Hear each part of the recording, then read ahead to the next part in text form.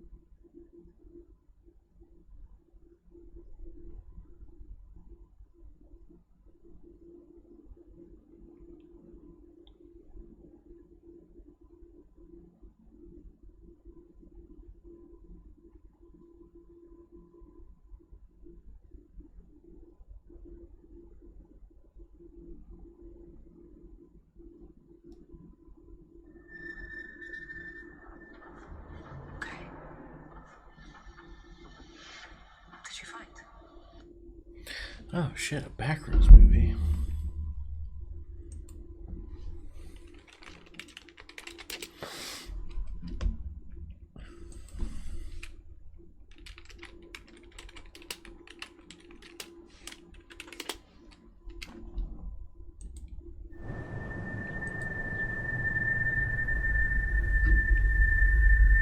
I found something. Okay. What'd you find? Found a place. It's massive in there. It just goes on and on and on. All these rooms. This place built, though. Actually, more like it remembers them. And the more times it remembers something, the less it does.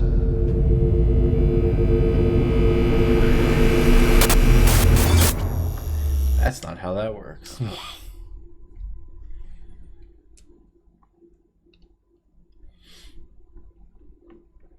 Oh, you guys, anybody excited for Spider-Man? Greetings, welcome this to Sports Center. Nice to see you. Hope you enjoy your new home, your new destination. It'll be great. Tell me why. You already know how it ends. Well, then, start from the beginning.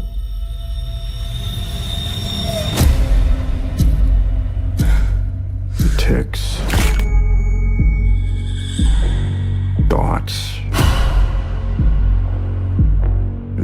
impulses. I manage to suppress them most of the time. What's going on, Ben?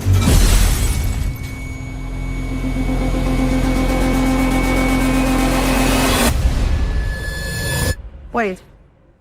What the hell happened to him? I beat up some guys in a bar. And I got plastered.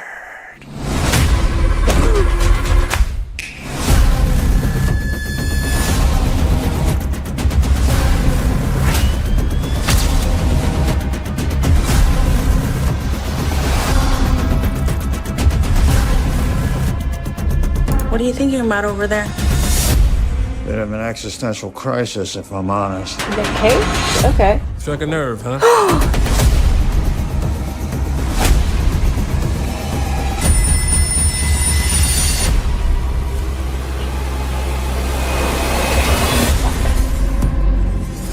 Oh, it's a series. I thought it was going to be a movie. Now, why would I watch that in color? Obviously, I'll be watching that in black and white. In black and white. Guys, go start the long sleeves. I'll become Spider-Man. Huh? What? I'm reading the comments.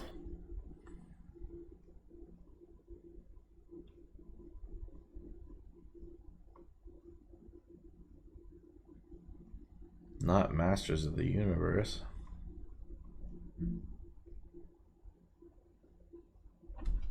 Surprised this is not from Disney but Prime. It's because Disney doesn't own Enter the Spider-Verse, technically. Fuck yeah. Oh, that means I can watch it. Fuck yes. Yeah, isn't Into the Spider-Verse on Netflix? Well, it's on Prime too, but... Yeah. Anyway, is this divided by games? It is. Cool, so we can just go to the games that we've not seen. Oh, some of this is movies. Okay, so he does include the movies. It's lore that's canon to the games. That's what it is. It's not just games, it's just lore that's canon to the games. So, like, the Dead Island stuff will be canon because it's required for Resi 7.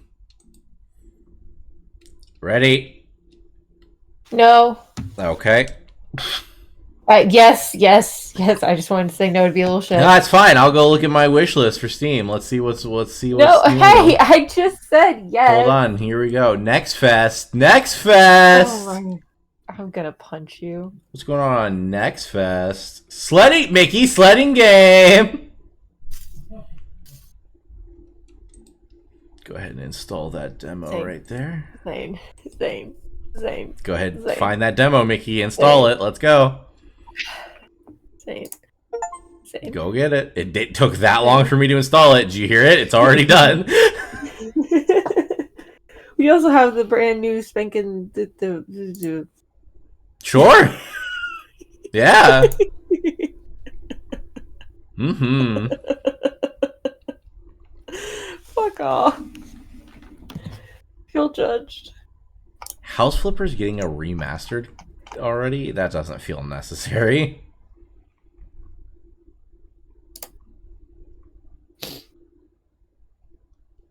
Oh shit. That Shift at Midnight game is gonna fully release soon.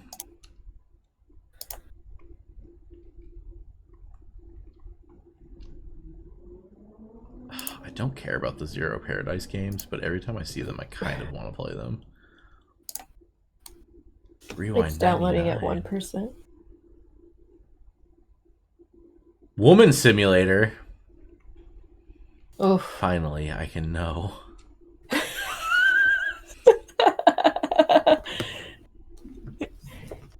Immediate return. Is this that game I just sent you the video for? Yeah.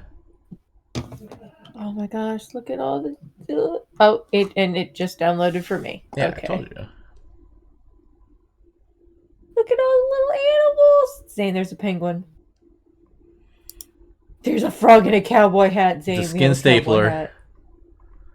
Mickey the skin stapler.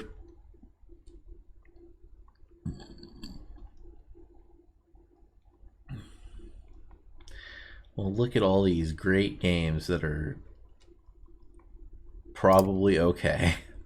Scritchy scratchy. Yeah, I'm moving on from Gambling Simulator, thanks.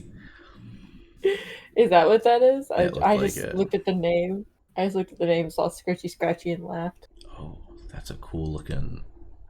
That was a cool looking picture. All right. Anyways, get here. 2 years ago, I, Suggestive Gaming, along with the best Let's Play channel on YouTube, the 2-Bit Players, went over the story of the entire Resident Evil franchise. Since then, we've seen the release of the Resident Evil 3 remake, main series installment Resident Evil Village, and an animated series called Resident Evil Infinite Darkness. Since many have been asking, and to get ready for the remake of Resident Evil 4 next year, we've decided to make an updated version of that video with these latest additions. Like the No, nothing else has come out since the remake of 4, so we're fine. original video, we will only be covering events that are canon to the video game series, which means the Paul W.S. Anderson directed film series is off the table, as Thank well as God. Welcome to Raccoon City and the Thank God! You know I hated that movie. Ah, I look like at him. some of the actors. Look at him, though. Look at that guy. Netflix You know what he series. doesn't have? A smooth And given brain. the breadth of the franchise smooth and the brain. fact that certain games can play out differently depending on which Bunches of character you valleys and pick, bumps. we'll have to leave some things out. So feel free to fill in the blanks in the comments. We're also treating the remakes as canon, which you can feel free to complain about there as well. Now, without further ado, this is what you need to know about Resident Evil. Our story begins on July 23rd, 1998, where a train owned by the pharmaceutical company Umbrella, called the Ecliptic Express, is suddenly attacked by a swarm of leeches, killing its passengers while a mysterious figure overwatches from a nearby cliff. 2 hours later, the Raccoon City Police Department's Special Tactics and Rescue Service, or STARS, send in their Bravo team to investigate a series of cannibalistic murders in the nearby Arclay Mountains. However, on their way, their helicopter is forced to crash land in the forest. There, they find a military police transport truck overturned with its officers dead. The team then split up, and their field medic, Rebecca Chambers, comes across the Ecliptic Express, stopped in the middle of the forest. Rebecca enters the train, only to find it overrun by the former passengers, now reanimated zombies due to their exposure to the T-virus. This virus was a creation of the Umbrella Corporations. Created by the progenitor virus, an ancient West African virus, the T-virus... Alright, let's just remember that, okay? So Ancient- technically the wait, Resi wait. 5 virus came first. Okay. The progenitors Wait, gave wait, way wait, to the wait, T wait, wait. virus. Wait, I thought the one in 8 was the oldest. That's not a virus, that's just mold. Oh, okay. He talks in his notes to her that he found the West African virus, which is the one from 5. Okay. purpose was to mutate biological cells for the betterment of the human race, but eventually developed into a military product. After exploring the train, Rebecca eventually discovers Billy Cohen, a former Marine who was the prisoner the military police truck was transporting. The two begrudgingly form a partnership when they see the mysterious figure outside the train. Shortly thereafter, it begins to move once again. The two are able to stop the train before it speeds off of a cliff, and instead end up directing it towards an abandoned Umbrella research and training facility. There, they learn of the history of the progenitor virus and Umbrella's use of it by the corporation's founders, Oswell E. Spencer, Edward Ashford, and Dr. James Marcus. Marcus was responsible for the discovery of the virus, and while Ashford wanted to use its regenerative properties to help the handicapped, Spencer and Marcus saw its potential as a biological weapon and began creating the T-virus. Meanwhile, Umbrella employees Albert Wesker and William Birkin observe the situation and they realize that the T-virus has gotten out of control. are you Wesker decides to doing? leave Umbrella to join You know what he's doing. their rival before their inevitable discovery and implosion. Birkin, however, decides to stay behind to continue his work on a more powerful G-virus. Wesker then explains that he's planning on luring the STARS Alpha team, which Wesker has joined as a double agent, to the Spencer Mansion, where the T-virus is already spread, to collect data on the infected. Birkin then decides to arm the training facility's self-destruction measures.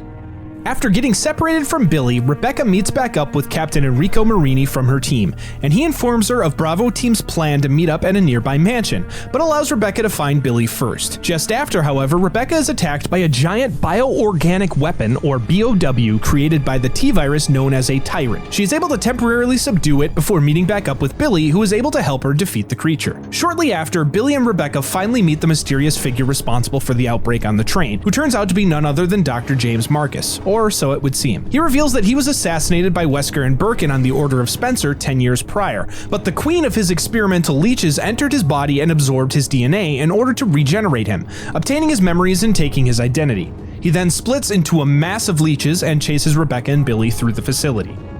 Meanwhile, Wesker makes his way to the training facility, encountering and defeating the Tyrant on the way. Once there, he comes across Spencer's lead bodyguard, Sergei Vladimir.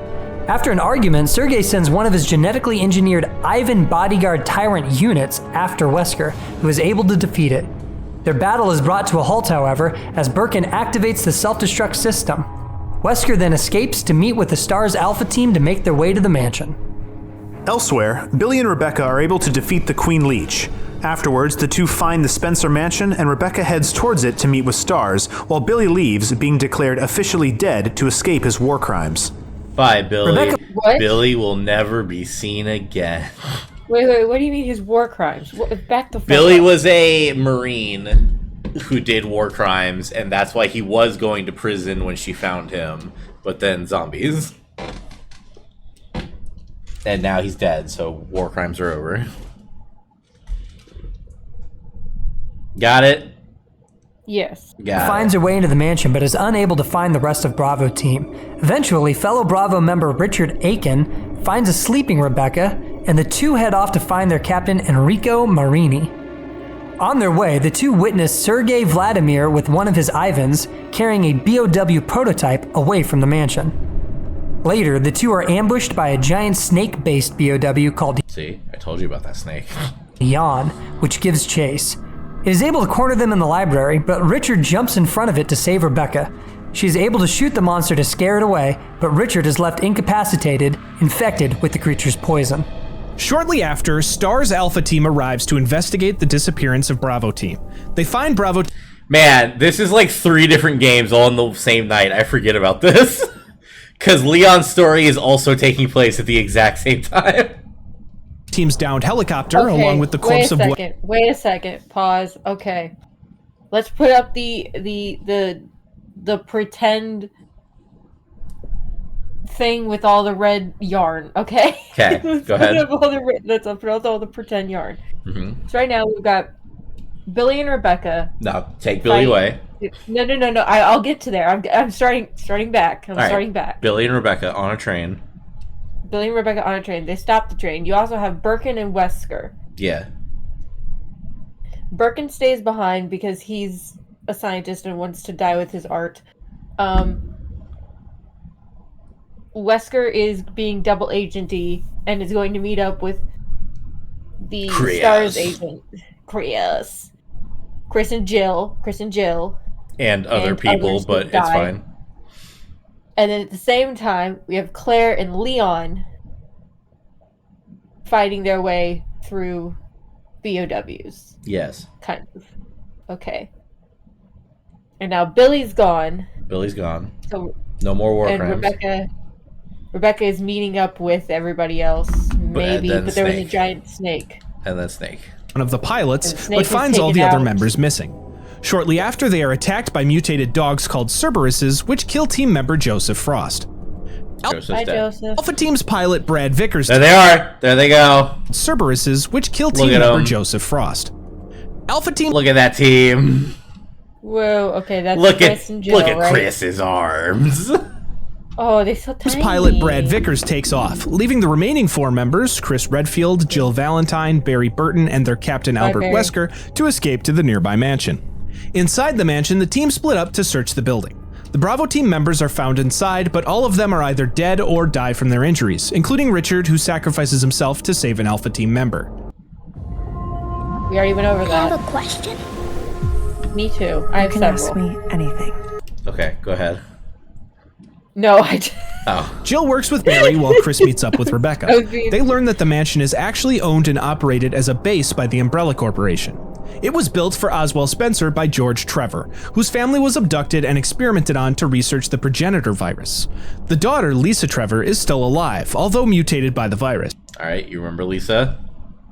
Yes, that was the dad going, Lisa, where are you, Lisa? Stars is forced to avoid her as they progress.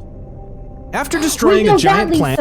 Yeah, that Lisa, the one in the movie. That Lisa. Okay, the Lisa and some movie. giant sharks, Stars eventually finds Captain Enrico Marini, who believes there is a traitor among the ranks, before he is shot and killed by an unknown assailant who escapes afterwards.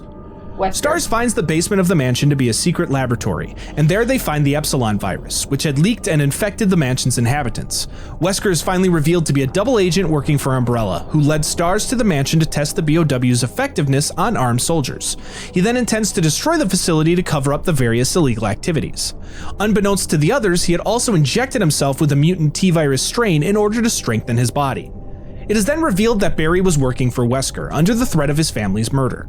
Wesker eventually admits to his true nature and also reveals that he plans on double-crossing Umbrella by handing over their research to their rival. He then awakens the T-002 tyrant to attack Stars, but it instead attacks him first, impaling him. The lab's self-destruct system begins to count down, and the remaining Stars members, Jill, Chris, Rebecca, and Barry, make their way to a nearby helipad to call in Brad. He arrives just as the tyrant reappears. The Stars team is able to defeat the creature with a shot from a rocket, and they are able to escape as the mansion explodes in the distance. While the mansion exploded, Wesker was able to survive his attack due to the virus within his body, and secretly escape. Fighting Lisa Trevor on his way, Wesker traps her inside as he leaves, finally putting her out of her misery with the mansion's destruction.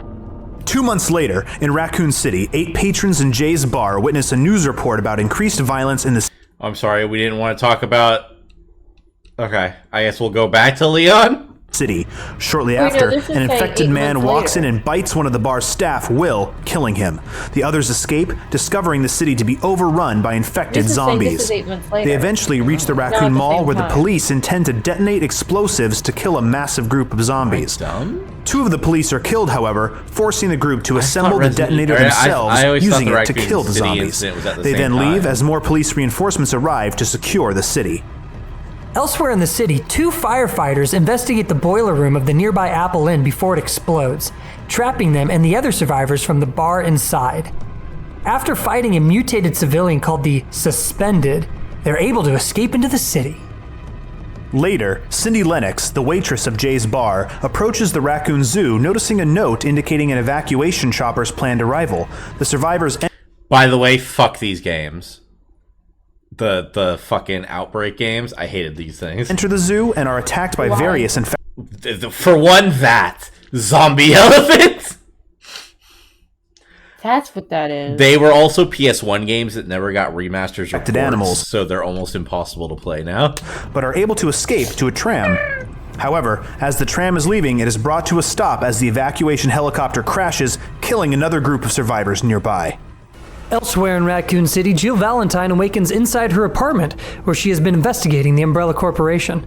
Unaware of the ongoing outbreak, Jill receives a frantic call from Brad Vickers, who warns her to get out of the city immediately. Maybe that's why I'm thinking about it being at the same time, because Jill's still doing her own thing at the same time. Before she has a chance to react, however, a massive human-like BOW crashes through her wall and attacks, forcing her to run through her apartment building while the BOW gives chase, destroying everything in its wake.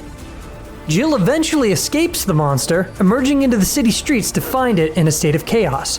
Brad finds her and tells her the monster has been searching for the remaining STARS members in the city, which now includes just them. They are soon swarmed by the infected and forced to run, but Brad is bitten. Knowing what comes next, he stays behind and forces Jill to go on without him. Jill continues to run to find safety, eventually finding a man in a parking garage who locks himself into the trailer of a semi-truck. Jill makes her way to the roof of the garage just as a helicopter flies above. She flags it down, and the pilot calls her to get in as he lands. As she approaches, however, the BOW from her apartment destroys the helicopter. Jill enters a nearby car and drives it into the creature, plunging them both off of the roof and down to the streets below. His name is Nemesis, by the way. I don't know if they're going to talk about that. That's the name of this BOW. Okay. Proves to be only a minor setback for the monster, who simply stands and walks towards Jill, even as the car explodes around him. As it reaches her, however, a man nearby shoots a missile at it, temporarily incapacitating the creature. The man rushes over to Jill, introduces himself as Carlos, and takes her underground to a subway station, where his fellow Umbrella Biohazard Countermeasure Service members have established a makeshift shelter. Despite Jill's hesitation to trust Umbrella operatives, she nonetheless follows Carlos to the shelter. When they reach the shelter, Jill is introduced to UBCS platoon leader Mikhail Victor, who recognizes her as a member of STARS and asks her to help in getting the subway car moving. She agrees to help the civilians in the shelter and heads back up to the surface to find some supplies and find the substation to get the power back up. On her way, she finds an injured UBCS member and she runs to help him, but suddenly another member enters and immediately shoots him in the head. The man claims the member he killed was infected, with Jill denouncing his coldness. The two quickly go their separate ways and Jill reaches the substation, where she is forced to avoid spider-like mutated creatures while turning on the power system. After she turns on the power, Jill calls Carlos, who tells her to go to the subway company's office to enable the traffic control system so the trains can move. Imagine being able to build an app with your name on it, just by thinking Jill's got a lot of stuff she's got to do. Base. On her way, however, she is again ambushed by the giant BOW, Oh, which she is able to escape once again to reach the traffic control office. She inputs the route into the system, then makes her way back to the subway station, encountering her nemesis once again on the way. Back at the subway, Jill regroups with Carlos as the man she encountered earlier who shot his own man, Nikolai, arrives. He expresses his frustration that Jill is there before walking off just as the BOW begins to break in. Carlos closes the security gate while Jill slips out to distract the BOW to buy them time. She lures the creature away from the train, eventually losing it in the sewers. After fighting through several fish-like BOWs, Jill reaches Carlos on a radio, who tells her they've been waiting for her to return to leave the station. As she reaches the surface, however, she is once again grabbed by her nemesis, now wielding a flamethrower. She is able to escape it again, but only temporarily, as she's forced to fight it on a rooftop nearby. After defeating it in battle, its flamethrower's fuel tank explodes, blasting Jill off the rooftop, where she meets a rough landing. On her way back to the subway, she stops by an old friend, gunsmith Robert Kendo. She offers to take him to the subway, but he reluctantly declines, heading into a nearby building to deal with an unseen issue of his. Not long after, Jill is once again ambushed by the BOW, this time wielding a rocket launcher. So, Nemesis is, I think, the smartest BOW that you're going to encounter. He's the only one that uses weapons. He's humanoid. He's doing great. There's a skin outfit for him where he puts on a fedora. He's doing fantastic. Fires at her, which blasts her away from it. Carlos then calls and tells her he has a plan and to lead the BOW back to the station, which she does. It trips a claymore set up by Carlos, and he shoots a nearby oil tanker, causing a giant explosion as he and Jill escape back into the subway as the security gates close. Carlos sends Jill into the subway car on her own while he stays behind, being sent by Mikhail to join another operative named Tyrell to look for a scientist whose vaccine research could stop the outbreak. During the train ride, Mikhail expresses his distrust towards Nikolai, but their conversation is cut short by an explosion. When they investigate, they find the BOW chasing Jill has destroyed part of the train and climbed aboard. Jill runs, but finds that Nikolai, knowing the BOW is after Jill alone, locks her in the train car to deal with it. The BOW grabs Mikhail with its tentacle, but he sacrifices himself to detonate an explosive charge, blasting the train car off the tracks and knocking Jill unconscious. Meanwhile, Carlos and Tyrell reach the Raccoon City Police Department, where they witness an infected Brad Vickers attack and bite an RCPD officer. No, that guy! They then enter the station and find the STARS office to contact Dr. Nathaniel Bard, who is trapped in a nearby hospital. He asks for their help after revealing that Umbrella is killing the researchers to cover up the operation. Tyrell tries to track the doctor's location while Carlos receives word from Jill that the train derailed before their communications are cut off. He then rushes off to return to the subway to check on Jill. Meanwhile, Jill reaches the surface, watching the BOW, now aflame, jump into the nearby river and calls Carlos again. Well, he clearly fell into the nearby river, but that's fine. informs him about the train crash and Nikolai's betrayal.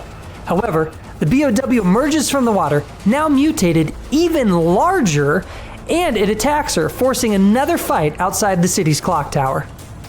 Jill is able to take it down with a grenade launcher, but as she walks past it, it grabs her.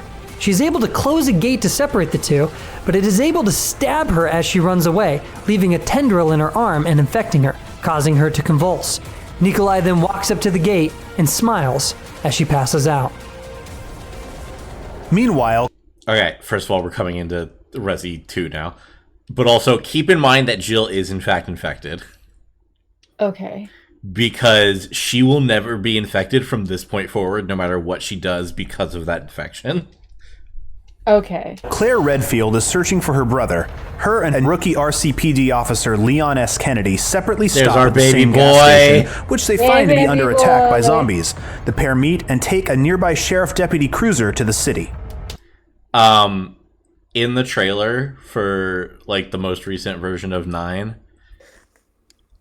Leon has to drive past this gas station, and you can still see his car and her bike sitting in the gas station. Oh.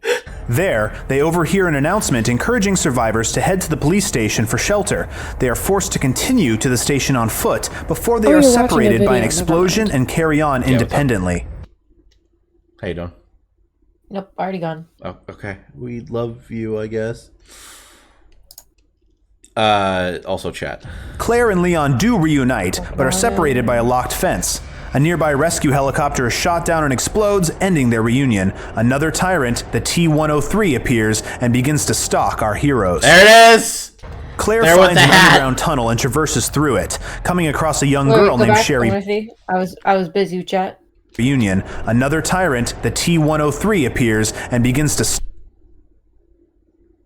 Beautiful. Look at him. stalk our heroes. Like Claire finds an underground tunnel and traverses through it, coming across a young girl named Sherry Birkin. Hi, Sherry. Sherry! However, shortly after, she is attacked by a mutated creature wearing a lab coat. She's able to temporarily defeat the creature, and the two make their way into the police station's parking garage, but there, they are surprised by corrupt police chief Brian Irons, who kidnaps Sherry and takes her to an abandoned orphanage. He then calls Claire, demanding she bring him a pendant that Sherry dropped, and she reluctantly agrees. After she heads off, Leon finds his way to the parking lot and there she is. My wife meets FBI agent Ada Wong. In the station's cell area, they find a reporter named Ben Bertolucci, who was arrested by Irons for investigating Umbrella's shady operations. However, Ben is killed by the tyrant, who attacks Leon, but he is saved by Ada. The two then agree to work together and head through a gun shop owned by Robert Kendo, who takes his infected daughter aside before a single gunshot is heard, before Leon and Ada head to the city's sewer system. Meanwhile, Sherry attempts to sneak past Irons to escape the orphanage, but she's unable to escape him. However, the creature in the lab coat reappears and infects him. Shortly after, Claire arrives and finds Irons, who is killed by the pair. Watch the movie. We only watched the movie. Okay. I do not own 2. I was like, things are different, so I'm like... Yes, because that's the actual plot of 2 and not the crappy movie plot. Parasite he was infected with. I enjoyed that movie. Claire then finds Sherry in a facility under the orphanage, but the two are found by the tyrant. During their escape, the creature appears once again and kills the tyrant, but turns its attention towards the two. It attacks an elevator they're in, causing it to drop violently, knocking Claire unconscious and forcing Sherry to head off on her own. Claire is awakened by Annette Birkin, Sherry's mother. She informs Claire that the creature chasing them is her husband, William, mutated. She also reveals that she took Sherry before leaving suddenly. Claire heads off and eventually finds Sherry trapped inside of a trash compactor by Annette. Through her travels to unlock the compactor, Claire discovers proof of the truth. William had escaped with the G-virus, hoping to sell it to the US military. He was discovered by Umbrella soldiers who shot him fatally. However, in order to survive, he was able to inject himself with the virus in his final moments. He then hunted down and killed the soldiers, shattering the vials of the T-virus they held and causing the outbreak in Raccoon City. Claire encounters William and fights him once again before successfully opening the compactor. Inside, she rescues Sherry, but finds her to be infected by William, who had been hunting her due to her DNA closely matching his, allowing for the virus to spread. Annette tells Claire that she can heal Sherry at her lab, an Umbrella facility called Nest. Meanwhile, Leon and Ada also come across Annette. Ada informs her that they're there for the G-Virus, but Annette responds that it won't be possible. She then ignites an infected corpse before opening fire. Leon tackles Ada and takes a bullet for her, passing out afterwards. This is our project management team, and we run everything No on wonder he's in Monday.com. love with her. And this is Aaron. Ada follows Annette, eventually finding her but also getting knocked into a trash compactor. Leon awakens and rescues Ada, and the two head off to Nest as well to get a sample of the virus. On their way, Leon and Ada share a moment and a kiss, and Leon continues on as Ada is too injured from her fall into the compactor. Leon obtains the sample and battles William. Afterwards, Annette reveals that Ada is not actually an FBI agent, but rather a mercenary who plans to sell the virus. Leon confronts Ada and she admits her deceit, pulling a gun and demanding Leon hand over the virus. Annette shoots her, however, and she slips off the bridge they stand on. Leon reaches to catch her, dropping the virus into the abyss beneath the lab. Leon loses his grip, however, and Ada falls as well. Meanwhile, Claire finds the vaccine for the virus, unlocking it with Sherry's pendant. She also battles William as Annette administers the virus to Sherry.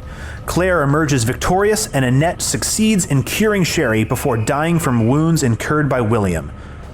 Afterwards, the facility begins a self-destruct sequence, and Claire takes Sherry to an evacuation train, where she successfully communicates with Leon. After fighting and defeating William once again, Claire enters the train and takes off. Elsewhere, Leon encounters the Tyrant once again, and Ada, who somehow survived her fall, tosses him a grenade launcher to help him defeat the creature. He does so and escapes to find the moving train, hopping on and finding Claire and Sherry Barely inside. making it onto The train is attacked again by the final remains of William. The pair are able to defeat him once and for all, and the three finally escape the city. They leave the train to continue on foot, and Leon and Claire swear to continue their fight to take down Umbrella, and the three agree to stay together, at least for now. Bye, Sherry. We'll see you in Resident Evil 6. Afterwards, the sole survivor, William Birkin's attack on the Umbrella operatives, codenamed Hunk. Don't include him in this. He can't be lore relevant.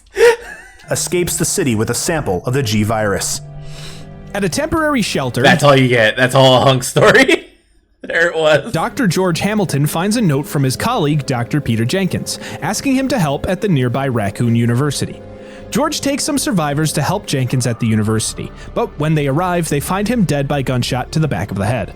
They find his notes referencing an antivirus called Daylight intended to fight the T-virus. The survivors then set out to find the materials needed to synthesize the antivirus. Elsewhere, a team of mercenaries working for Umbrella encounter an experimental tyrant BOW called Thanatos, created by rogue Umbrella researcher Greg Mueller. Nikolai arrives to collect a sample of Thanatos' blood, which he does, enraging the monster and causing it to kill all of Nikolai's ground troops. The canister of blood falls, and the survivors are able to retrieve it to obtain one of the Daylight components. Yeah, but he killed They then them on obtain the other purpose. two components and head to synthesize the vaccine. Upon doing so, however, they are interrupted by Mueller, who threatens them with Thanatos before he is shot dead by Nikolai. The survivors then escape with the sample, and Damn, Nikolai just out here doing shit. Nikolai starts a timer on a detonator of The C4 most charges effective throughout the motherfucker university. in this universe. The survivors escape and battle Thanatos, finally defeating the monster. A helicopter then rescues them as they escape with the sample of Daylight. Sometime later, Carlos finds Jill and carries her off to the nearby Spencer Memorial Hospital to look for Dr. Bard and hopefully his vaccine. After fighting off several Hunter Beta BOWs, Carlos finds Dr. Bard. However, he is dead, with a bullet hole in his head. He investigates a nearby computer, finding Bard's final message, where he admits to Umbrella's involvement in the T-virus creation and outbreak. In the video, he explains he has a sample of the vaccine in his office, with more stock of it downstairs. He again warns that Umbrella plans to kill him, erase any trace of the vaccine, and cover up the entire ordeal. Carlos grabs the vaccine sample and heads back to give it to Jill. After injecting it, Carlos and Jill both rest, but Carlos is later awoken by Tyrell, who barges in and wakes him up. They then hear an emergency announcement that the military plans to destroy the city in a massive missile strike the next day. Carlos then fights off an onslaught of infected and hunter betas before heading underground to look for the rest of the vaccine before the military strike. Afterwards, Jill wakes up and speaks with Tyrell, who fills her in on the situation. She heads to the underground storage facility to look for Carlos. Later, Tyrell arrives, telling her that he was able to speak with the military to delay the missile launch if they can deliver the vaccine.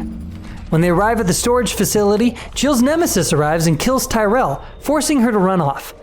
She finds the vaccine facility but learns that she has to synthesize it herself.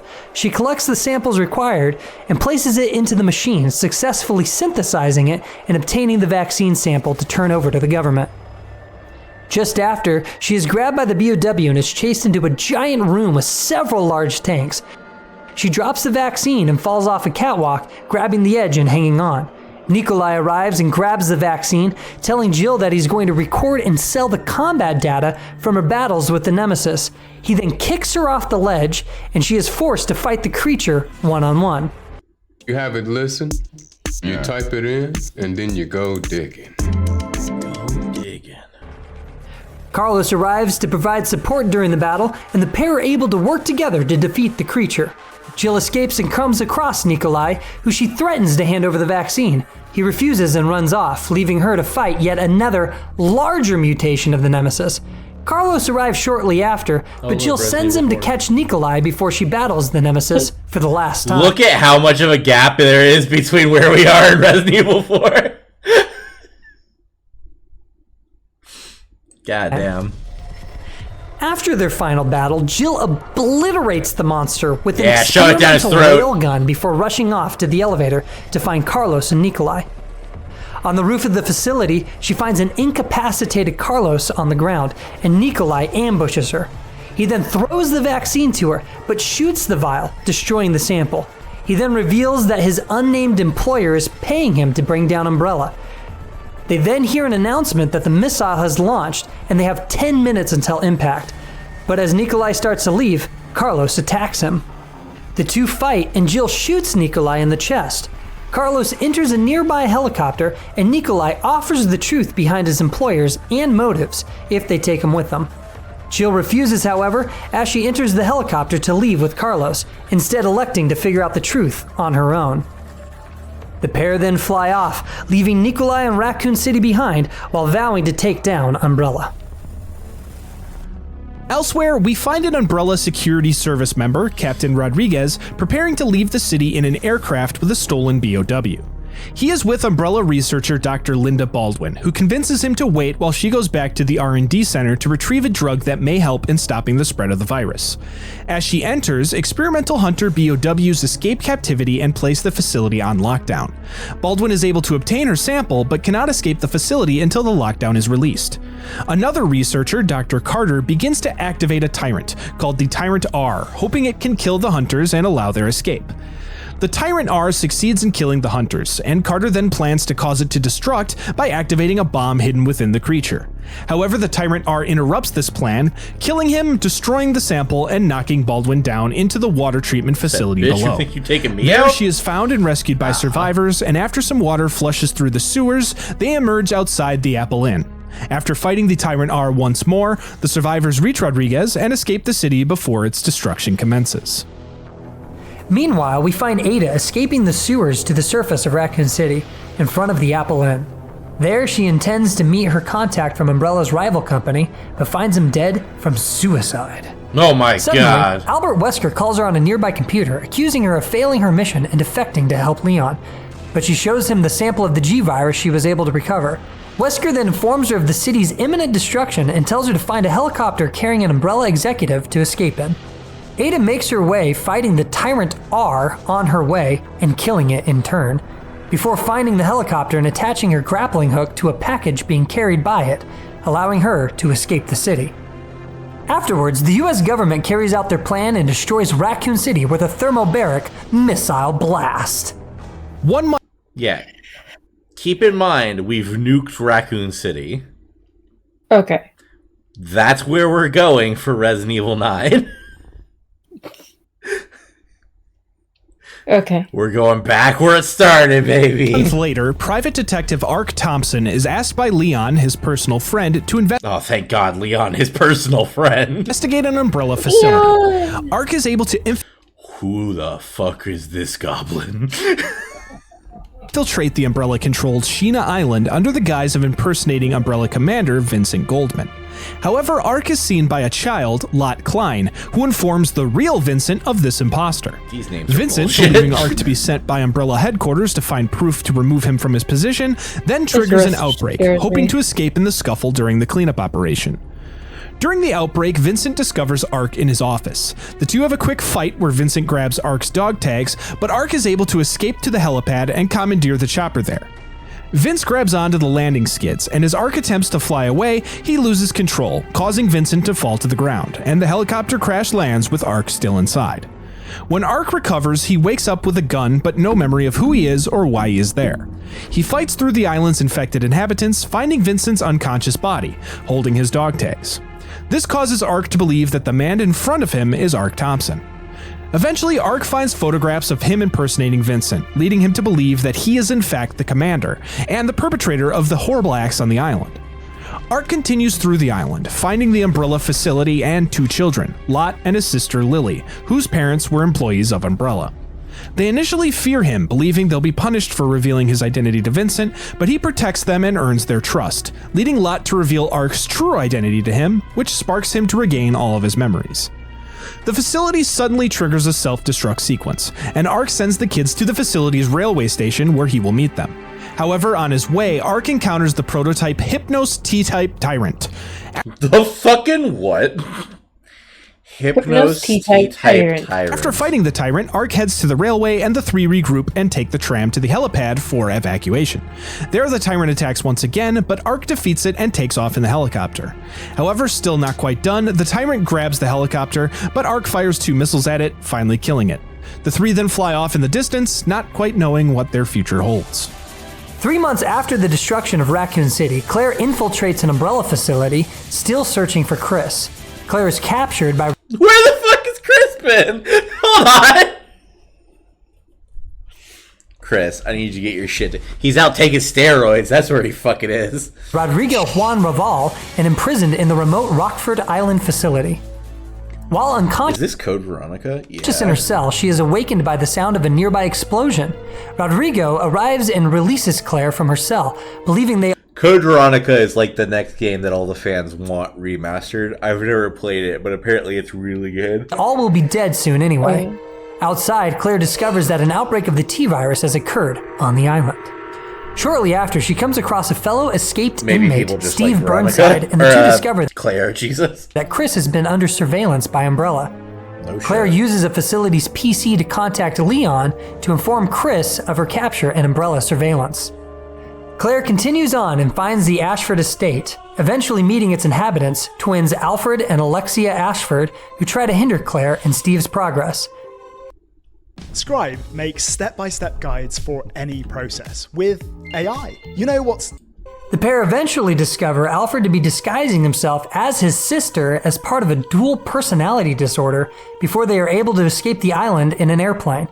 During their flight, they are attacked by the T-078 Tyrant, which Claire is able to fend off before the ship's autopilot activates and takes them to an Umbrella facility in Antarctica. There, they are again confronted by Alfred, who Steve is able to shoot, causing him to fall into an abyss.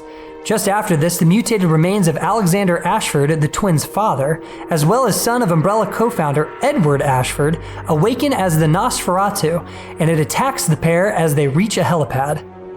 Claire fights the creature and kills it, allowing her and Steve to take a nearby snowmobile and head off to a nearby research outpost. Meanwhile, Alfred crawls to find his sister, Alexia, waking from a cryogenic sleep she was put under after she injected herself with the T. Veronica virus the family developed 15 years prior. Now awakened with mutated abilities, but her consciousness intact, she is able to dispatch a tentacle to capture Claire and Steve. She then cradles her brother as he finally dies. In the meantime, Chris Redfield arrives on Rockford Island after receiving Claire's message from Leon. While searching the island to determine where Claire has gone, Chris comes across Albert Wesker, who was hired by a new organization to capture Alexia for a sample of the T. Veronica virus. Surprisingly, Wesker now possesses superhuman strength and speed. Oh shit, hold on. I didn't know Princey was here. Okay. He's been on side quests? Yeah, the side quests are steroids. Where to get steroids, how to take steroids, where to take boulder punching classes. Did you see my video about that? Yes. Did you? Yes, I did. Yeah, because it was in the English version. Yes. Wesker reveals Claire's location to Chris before leaving to search for Alexia. Chris heads to the Antarctic and discovers the Nosferatu, recovered and sprung up to hang by Alexia. Chris is able to defeat her defenses and reach Claire in a replica of the Spencer Mansion within the base. They are separated by Alexia's tentacles, and Claire heads off alone to search for Steve. Claire finds Steve, but he is unfortunately infected by the T. Veronica virus. He then mutates into a giant axe-wielding creature and attempts to kill Claire. One of Alexia's tentacles captures Claire, and Steve is able to fight the virus to free her. Steve then reverts back to his normal self and professes his love for Claire before dying from his wounds. Damn, that's In the main hall, Chris watches Wesker confront Alexia. She refuses to turn herself over and mutates into a more powerful form to battle Wesker. He then leaves Chris to handle the situation as he runs off. Oh, they didn't include his line? Okay, that's chill. Wesker has a line there about how, considering I've always considered you the greatest star agent, I'll leave you to handle this. And then he just fucking runs away. Chris fights Alexia, defeating her, then heading off to rescue Claire. However, Alexia arrives again, and Chris is forced to take her down again to protect his sister. Alexia then mutates further, and Chris uses an experimental weapon called the linear launcher to take her out once and for all. It's a rocket launcher. As they attempt to escape the now self-destructing facility, Wesker captures Claire, and Chris gives chase. Outside, Wesker releases Claire, revealing that his men have taken Steve to extract the T. Veronica virus remaining in his body. Wesker taunts that maybe Steve can be revived as he was to see Claire again. Chris convinces Claire to leave as he fights Wesker one-on-one. After the fight, the exploding building causes injury to Wesker, causing him to flee, warning Chris that the next time they meet will surely be their last. Chris then reaches a plane that Claire found, and the two fly off, escaping the facility as it explodes, with Chris vowing to destroy Umbrella once and for all. 2 years later, the U.S. Army sends a task force to the Republic of Panamstan, which is currently engaged in a civil war. In an attempt to combat a supposed threat of the Chinese military developing bioweapons, U.S. Army Major General Wilson conspires with a pharmaceutical company to develop a modified T-virus in hopes to create super soldiers. Unbeknownst to the public, Wilson has a team called Alpha 2 infected with this virus, and uses this mission to test its efficacy, supplying them with vials of an inhibitor to stop the cannibalistic effects of the T-virus. When Alpha 2's helicopter is shot down, another team called the Mad Dogs land in an attempt to rescue them. Another game where while they're able to rescue one member of Alpha 2. This is too. If I had a nickel for every time a game was using humans to make medicine for other humans, yeah, I'd have 2 nickels. 2 nickels. A soldier named Jun Si, the Mad Dogs are then attacked by insurgents. Later that night, the rest of the This is a movie, by the way. I don't know if we talked about that. Corpses from Alpha 2 are hung up by rope and set aflame. The dead bodies then awaken as zombies, setting themselves free before attacking the insurgents while a young boy watches. The Mad Dogs then retreat into a building where they try to make contact for backup, but receive no response. On the other end, a radio operator named Shen Mei, who happens to be Jun Si's sister, is commanded by Wilson not to respond to their calls. The Mad Dogs are then attacked by a horde of zombies, which they're able to fight off, but not before all of them are bitten in the process. As he lays dying, Jun Si gives the Mad Dogs his supply of inhibitor vials, instructing them to use it before they turn. The Mad Dogs then return to camp with the now zombified Jun Si in a body bag, and they discuss their next move. Believing they might be murdered to cover up what they saw, the group grow paranoid, but are interrupted by Shen Mei, who discovers her brother's current state. A Mad Dogs member named Jason and Shen Mei then arrange to have Junsi smuggled back to his family. Afterwards, Wilson uses the Mad Dogs as his own personal covert unit, supplying them with the inhibitor. Are you struggling in your calculus class? Yes. Do you have a hard time understanding your instructor? Yes. Do you wish there was... In return. 2 years later, Leon S. Kennedy, now working as a special agent for the United States, is sent... Oh, look who it is!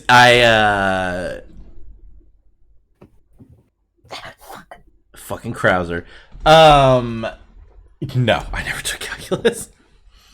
I took pre-cal, and then I had the chance to take calculus, and I said, "No, fuck that," and took statistics. I took whatever the basic bitch math was that was required for a theater degree and moved on with my life. USSO comm soldier Jack Krauser to South America to track down Javier Hidalgo, a former drug lord who had gone missing, but reportedly had reached out to Umbrella. In a nearby village, they find the inhabitants, some Javier's men, to be infected. They fight their way through the village to find their guide, who claims that a girl has brought devils to the village before he is taken away by a BOW. This was also a good game, by the way. Leon and Krauser find the girl, soothing the BOW with a... The Dark Side Chronicles. Okay. It's a point-and-click rail shooter, essentially. So it's all first person, but you don't control where you're going. Song. The duo are able to fight it to scare it away, then head inside to rescue the girl. Unconscious, they take her on a boat and head upstream to Hidalgo's mansion. When she awakens, they head into a dam, where Javier and his men arrive. He reveals the girl to be his daughter, Manuela, who he has been treating with the T. Veronica virus obtained by Wesker to hopefully cure her terminal disease. She is able to avoid his capture, however, and the three regroup on top of the dam. Eventually, they come across the BOW again, and it is revealed to be Manuela's mother, Hilda, mutated due to a failed attempt at curing the disease with the virus. As they kill her, she shoots out a spike from her body, piercing Krauser's arm, infecting him with the virus. Javier then merges himself with the plant harboring the T. Veronica virus, and Manuela focuses the power of the virus inside of her, and she helps kill the monstrosity that's become of her father. Afterwards, the three escape on a helicopter. Manuela is taken in by the government, and Krauser is discharged from the military for his injuries. But, inside his own mind, he knows the path he must take to harness the power now inside of him. Sometime later, disgraced former Umbrella employee Morpheus D. Duvall is aboard the Umbrella-owned Spencer Range ship, holding the world hostage under threat of releasing the virus unless he receives a ransom from the US and China of $1 billion. Bruce McGivern is sent by a United States government task force developed to take down Umbrella, and a Chinese agent named Fong Ling is sent in by her respective government. Bruce is confronted by Morpheus on the ship's foredeck and held at gunpoint.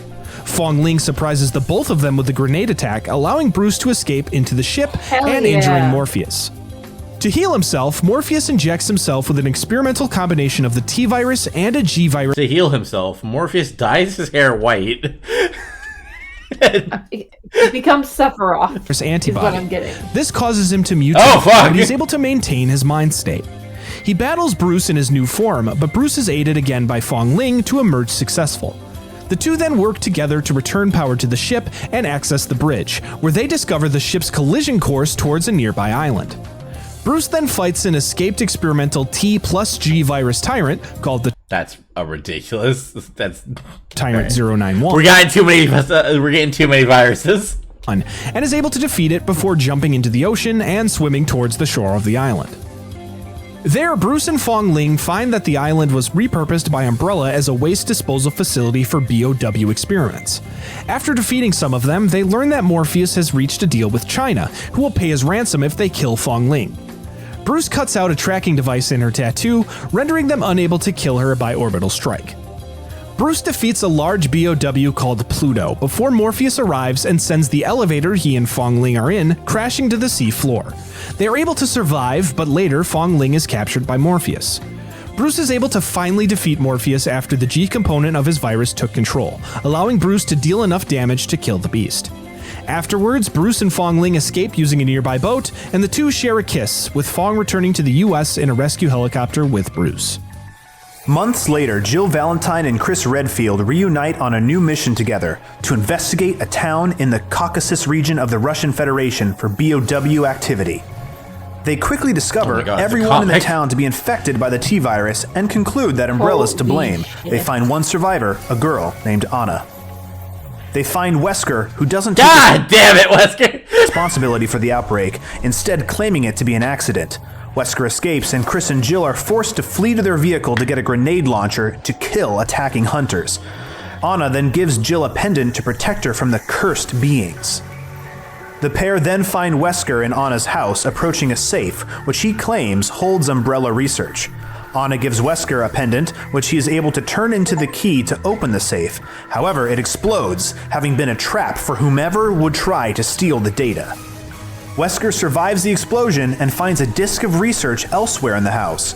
Chris and Jill later determine that there is an Umbrella factory nearby that was producing the BOWs in the area. Chris and Jill find and storm the facility with the help of a group of armed activists.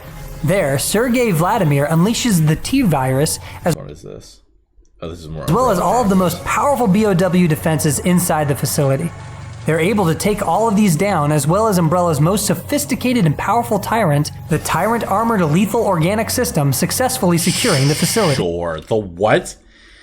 The Talos. Talos! They've killed Talos. No. Golden, thank you for the hydration and the stretch. I don't actually have any water next to me. Give me a moment. I'll do my stretch while I go get water. Golden, they killed Talos. They took out Talos. Talos. Ta-ta. Ta-ta. Also, hi, Golden. How you doing?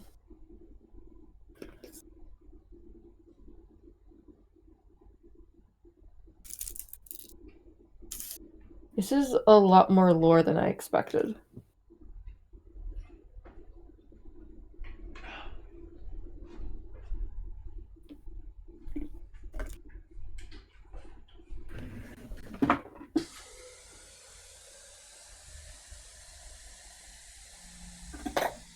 Well, that failed. Okay. Ah.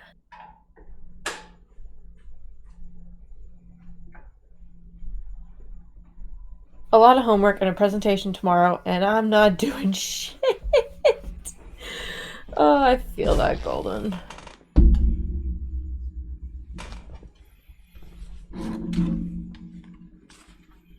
Alright, I'm back.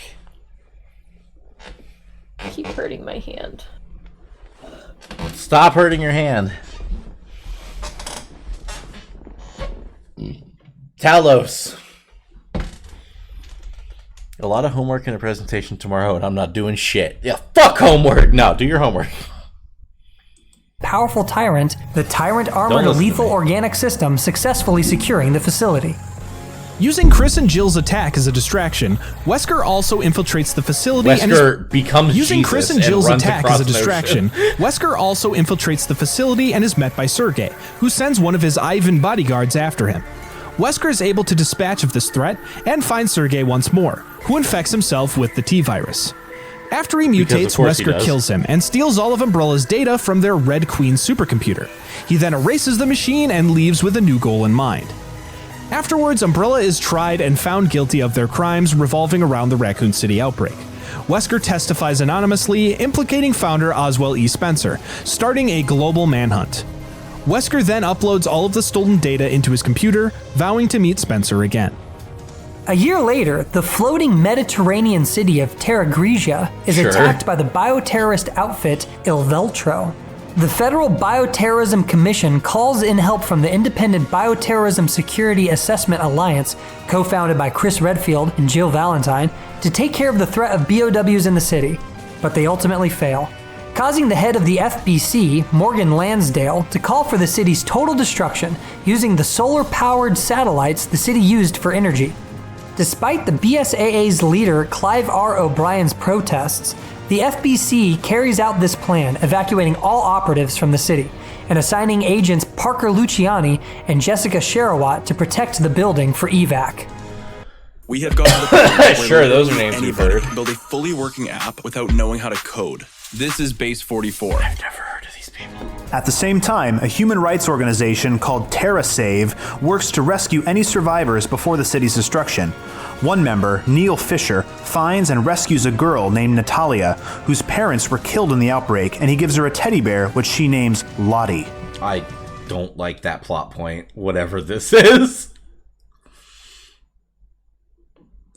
After the evacuation's complete, Parker and Jessica reach their own escape chopper, and the satellites activate, altogether destroying the city of Terra Grigia. Disappointed by the FBC's decision to destroy the city instead of saving it, the pair then leave the commission to join the BSAA. Good for them. Months later, Leon S. Oh, fuck. It's Ashley.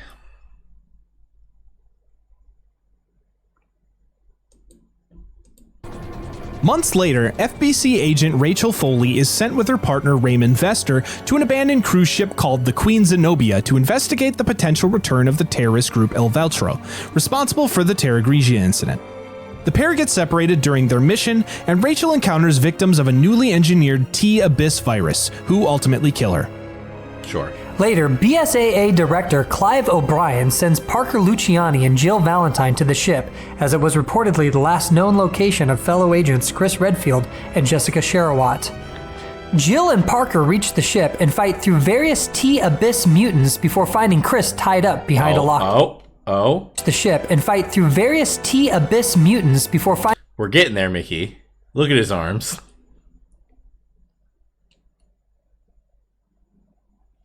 Look at that definition. Look at that muscle.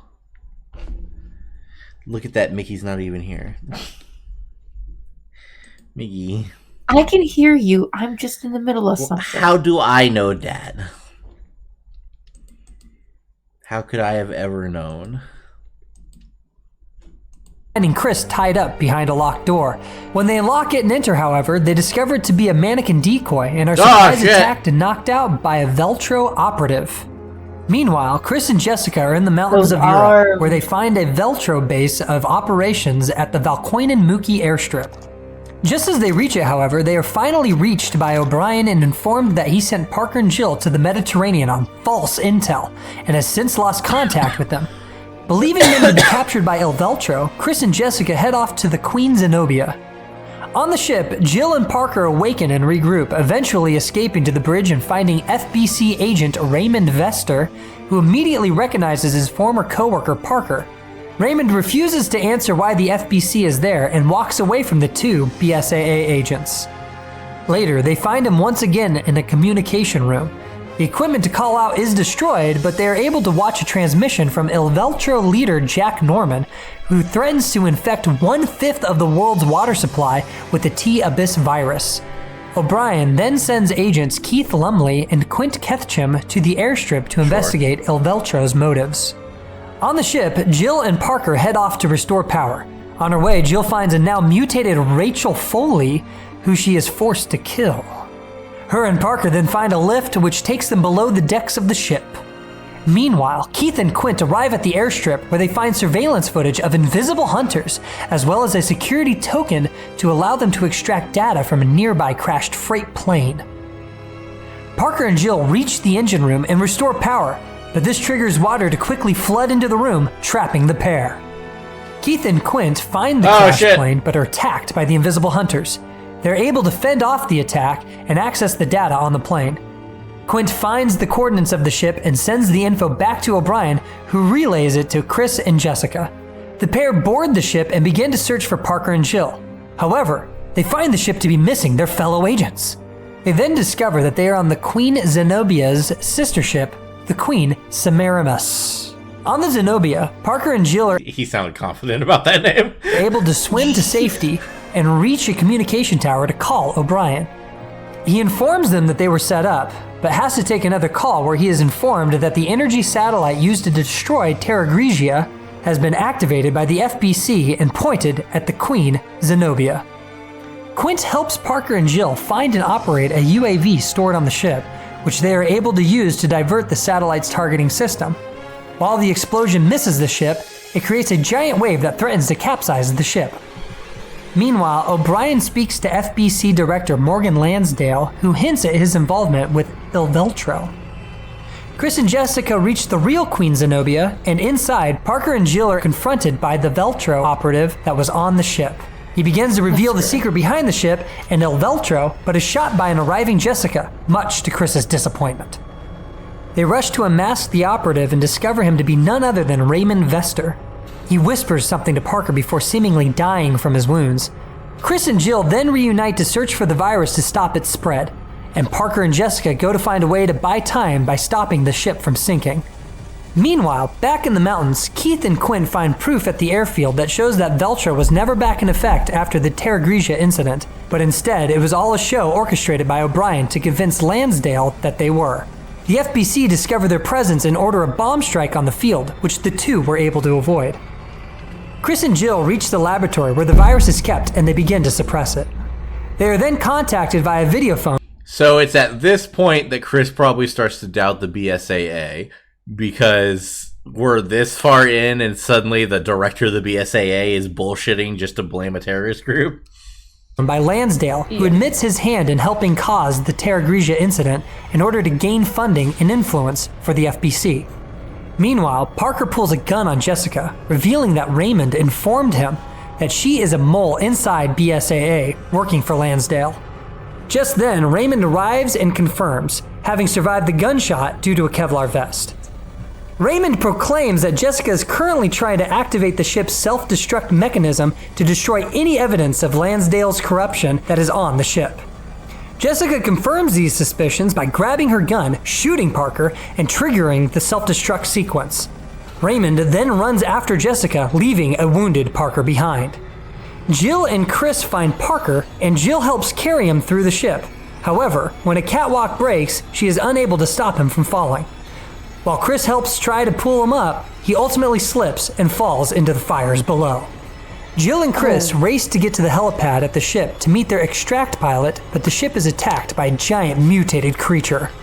They are able to fight it off and await a helicopter, which they board and use to kill the creature, which sinks the ship with it. Chris and Jill then debrief O'Brien on the situation, who reveals his conspiracy of tricking Lansdale into revealing his affiliation with Il Veltro. He also reveals that before Kirk and Quentin died, they discovered the existence of a third ship, the Queen Dido. Meanwhile, on the sinking ship, Raymond finds Parker and informs him that Jessica has escaped the ship before picking him up and helping him do the same. At the BSAA headquarters, the FBC, led by Lansdale, arrive and arrest O'Brien, using his involvement in the new Il Veltro as a smokescreen to take him down. Chris and Jill then submerge in the sea and enter the Queen Dido, finding Il Veltro leader Jack Norman inside. However, they discover that he had injected himself with the T-Abyss virus a year prior, but had been resisting its mutation through sheer will. Jill obtains a drive containing recordings of his communications with Lansdale, but as they try to leave, he injects himself with even more of the virus, transforming into the final form of this tyrant. The pair are able to fight and kill him, bringing an end to the real Il Veltro once and for all. Jill then broadcasts Norman's video of his and Lansdale's communications revealing his involvement with the terrorist attack behind Terra Grigia. Seeing this, the FBC agents immediately release O'Brien and arrest Lansdale instead. Afterwards, the FBC is dissolved into the BSAA, which is reformed as an organization under the United Nations. Parker is found and rescued on the shore and rejoins the BSAA. O'Brien, however, steps down, knowing that his actions were unbecoming of his position. Okay. Later, well, I'm chill with that then. Raymond delivers a sample of the T-Abyss virus to Jessica, revealing that they had secretly been working together for Tricell, a rival of Umbrella's, to obtain the sample. I hate this man's hair, by the way. I like the color. I hadn't commented. Color. Well, this is that color you said you wanted, right? If you start to go gray, this is your red. Yeah. Later that year, Claire Redfield, now working for the human rights organization TerraSave, arrives at Harvardville Airport to meet with her friend and her niece, Ronnie Chawla. Meanwhile, protests break out over an outbreak of the T-virus in India, believed to be caused by pharmaceutical company Will Pharma's experiments with the virus on human subjects. Suddenly, a T-virus zombie attacks the airport, and a full-on outbreak occurs. In the shuffle, Claire sees a surprisingly calm former Will Pharma researcher, Curtis Miller. What hair? Oh my god, a plane! A landing plane carrying an infected passenger crashes through the airport. Claire is able to rescue Ronnie, as well as Senator Ron Davis and an unnamed airline employee, and the four make their way to the VIP lounge. By nightfall, the city's special response team and the U.S. Marines lock down the airport and set up a quarantine for any survivors that escaped. Leon S. Kennedy is sent in to assist two SRT members, Angela Miller and Greg Glenn, with the situation. While the two initially disregard his advice, Leon ends up helping the two infiltrate the airport, fight off several infectees, and reach the survivors in the VIP lounge. The group are able to escape with Leon and Claire's expertise, however, Greg is bitten and infected in the process. Oh no. Outside, Leon calls his contact at the U.S. Field Operations Support, Ingrid Hannigan, who informs him that a member of terrorist leader Miguel Grand's army has been captured, which will hopefully lead to a link between the attack in India and the attack at the airport. Meanwhile, a fleet of Will Pharma fifth wife trucks arrive, much to Claire's dissatisfaction. However, Will Pharma researcher Frederick Downing arrives and claims that the trucks contain the T-virus vaccine. Leon arrives and confirms that Will Pharma's experiments in India weren't the cause of the outbreak, but rather an attempt to stop it. Actually, it's more Claire then red feels remorse than for his Tara red. Save's Okay. hand in slowing down the creation and distribution of the vaccine that could have prevented the current outbreak. Moments later, the trucks explode, destroying what is revealed to be the entire stock of the vaccine. Believing this to be another bioterrorist attack, Frederick is sent to return to Will Pharma to check and make sure the raw data is safe. Claire remembers seeing Curtis Miller at the outbreak scene, causing Angela, who reveals Curtis to be her brother, to take Leon to contact her brother at his home. Claire then goes with Frederick to Will Pharma. Leon and Angela find that Curtis has lit his home aflame. Angela then takes a nearby photo featuring Curtis and his late wife and daughter, who died in the Raccoon City outbreak. At Will Pharma, Senator Davis calls Frederick to tell him not to show Claire what Will Pharma is in possession of. He doesn't follow this order, however, and reveals that Will Pharma also holds a sample of the G virus that William Birkin created at Umbrella, intending to use it to create a similar vaccine. Frederick then leaves to check on a server, and Claire calls Leon and informs him of the G-virus discovery. Just then, Frederick calls the office phone to inform Claire that he discovered a time bomb and she needs to leave immediately. She then sees Curtis holding a briefcase before an explosion occurs in the facility. Leon and Angela arrive and split up. Leon goes upstairs and finds Claire, telling her to find the escape elevator. Angela then finds Curtis, who injected himself with the G-virus sample, hoping to expose the truth about the Raccoon City incident, which the government covered up. Marines arrive and begin to swarm Curtis, who mutates into a giant creature. Claire reaches the elevator and takes it to the facility's control room. Leon arrives in the main area and shoots down a piece of scaffolding, crushing Curtis. Leon and Angela help the surviving Marines to an elevator shaft as the facility begins to spray flammable liquid to begin a self-destruct protocol. Curtis mutates once again and escapes from under the debris, killing the final escaping Marines. Pizza Hut right now is offering any large Pizza Hut, please, for just we're watching $10. murder. That's right. Any pizza, $5. Like Birkin before him, Curtis seeks someone who shares his DNA to help spread the virus, and he turns his sight on Angela. Leon and Angela then dive into a nearby pool of water and escape the self-destruction. Biohazard, the stage play! Of underground labs, where a surviving Curtis still stalks them.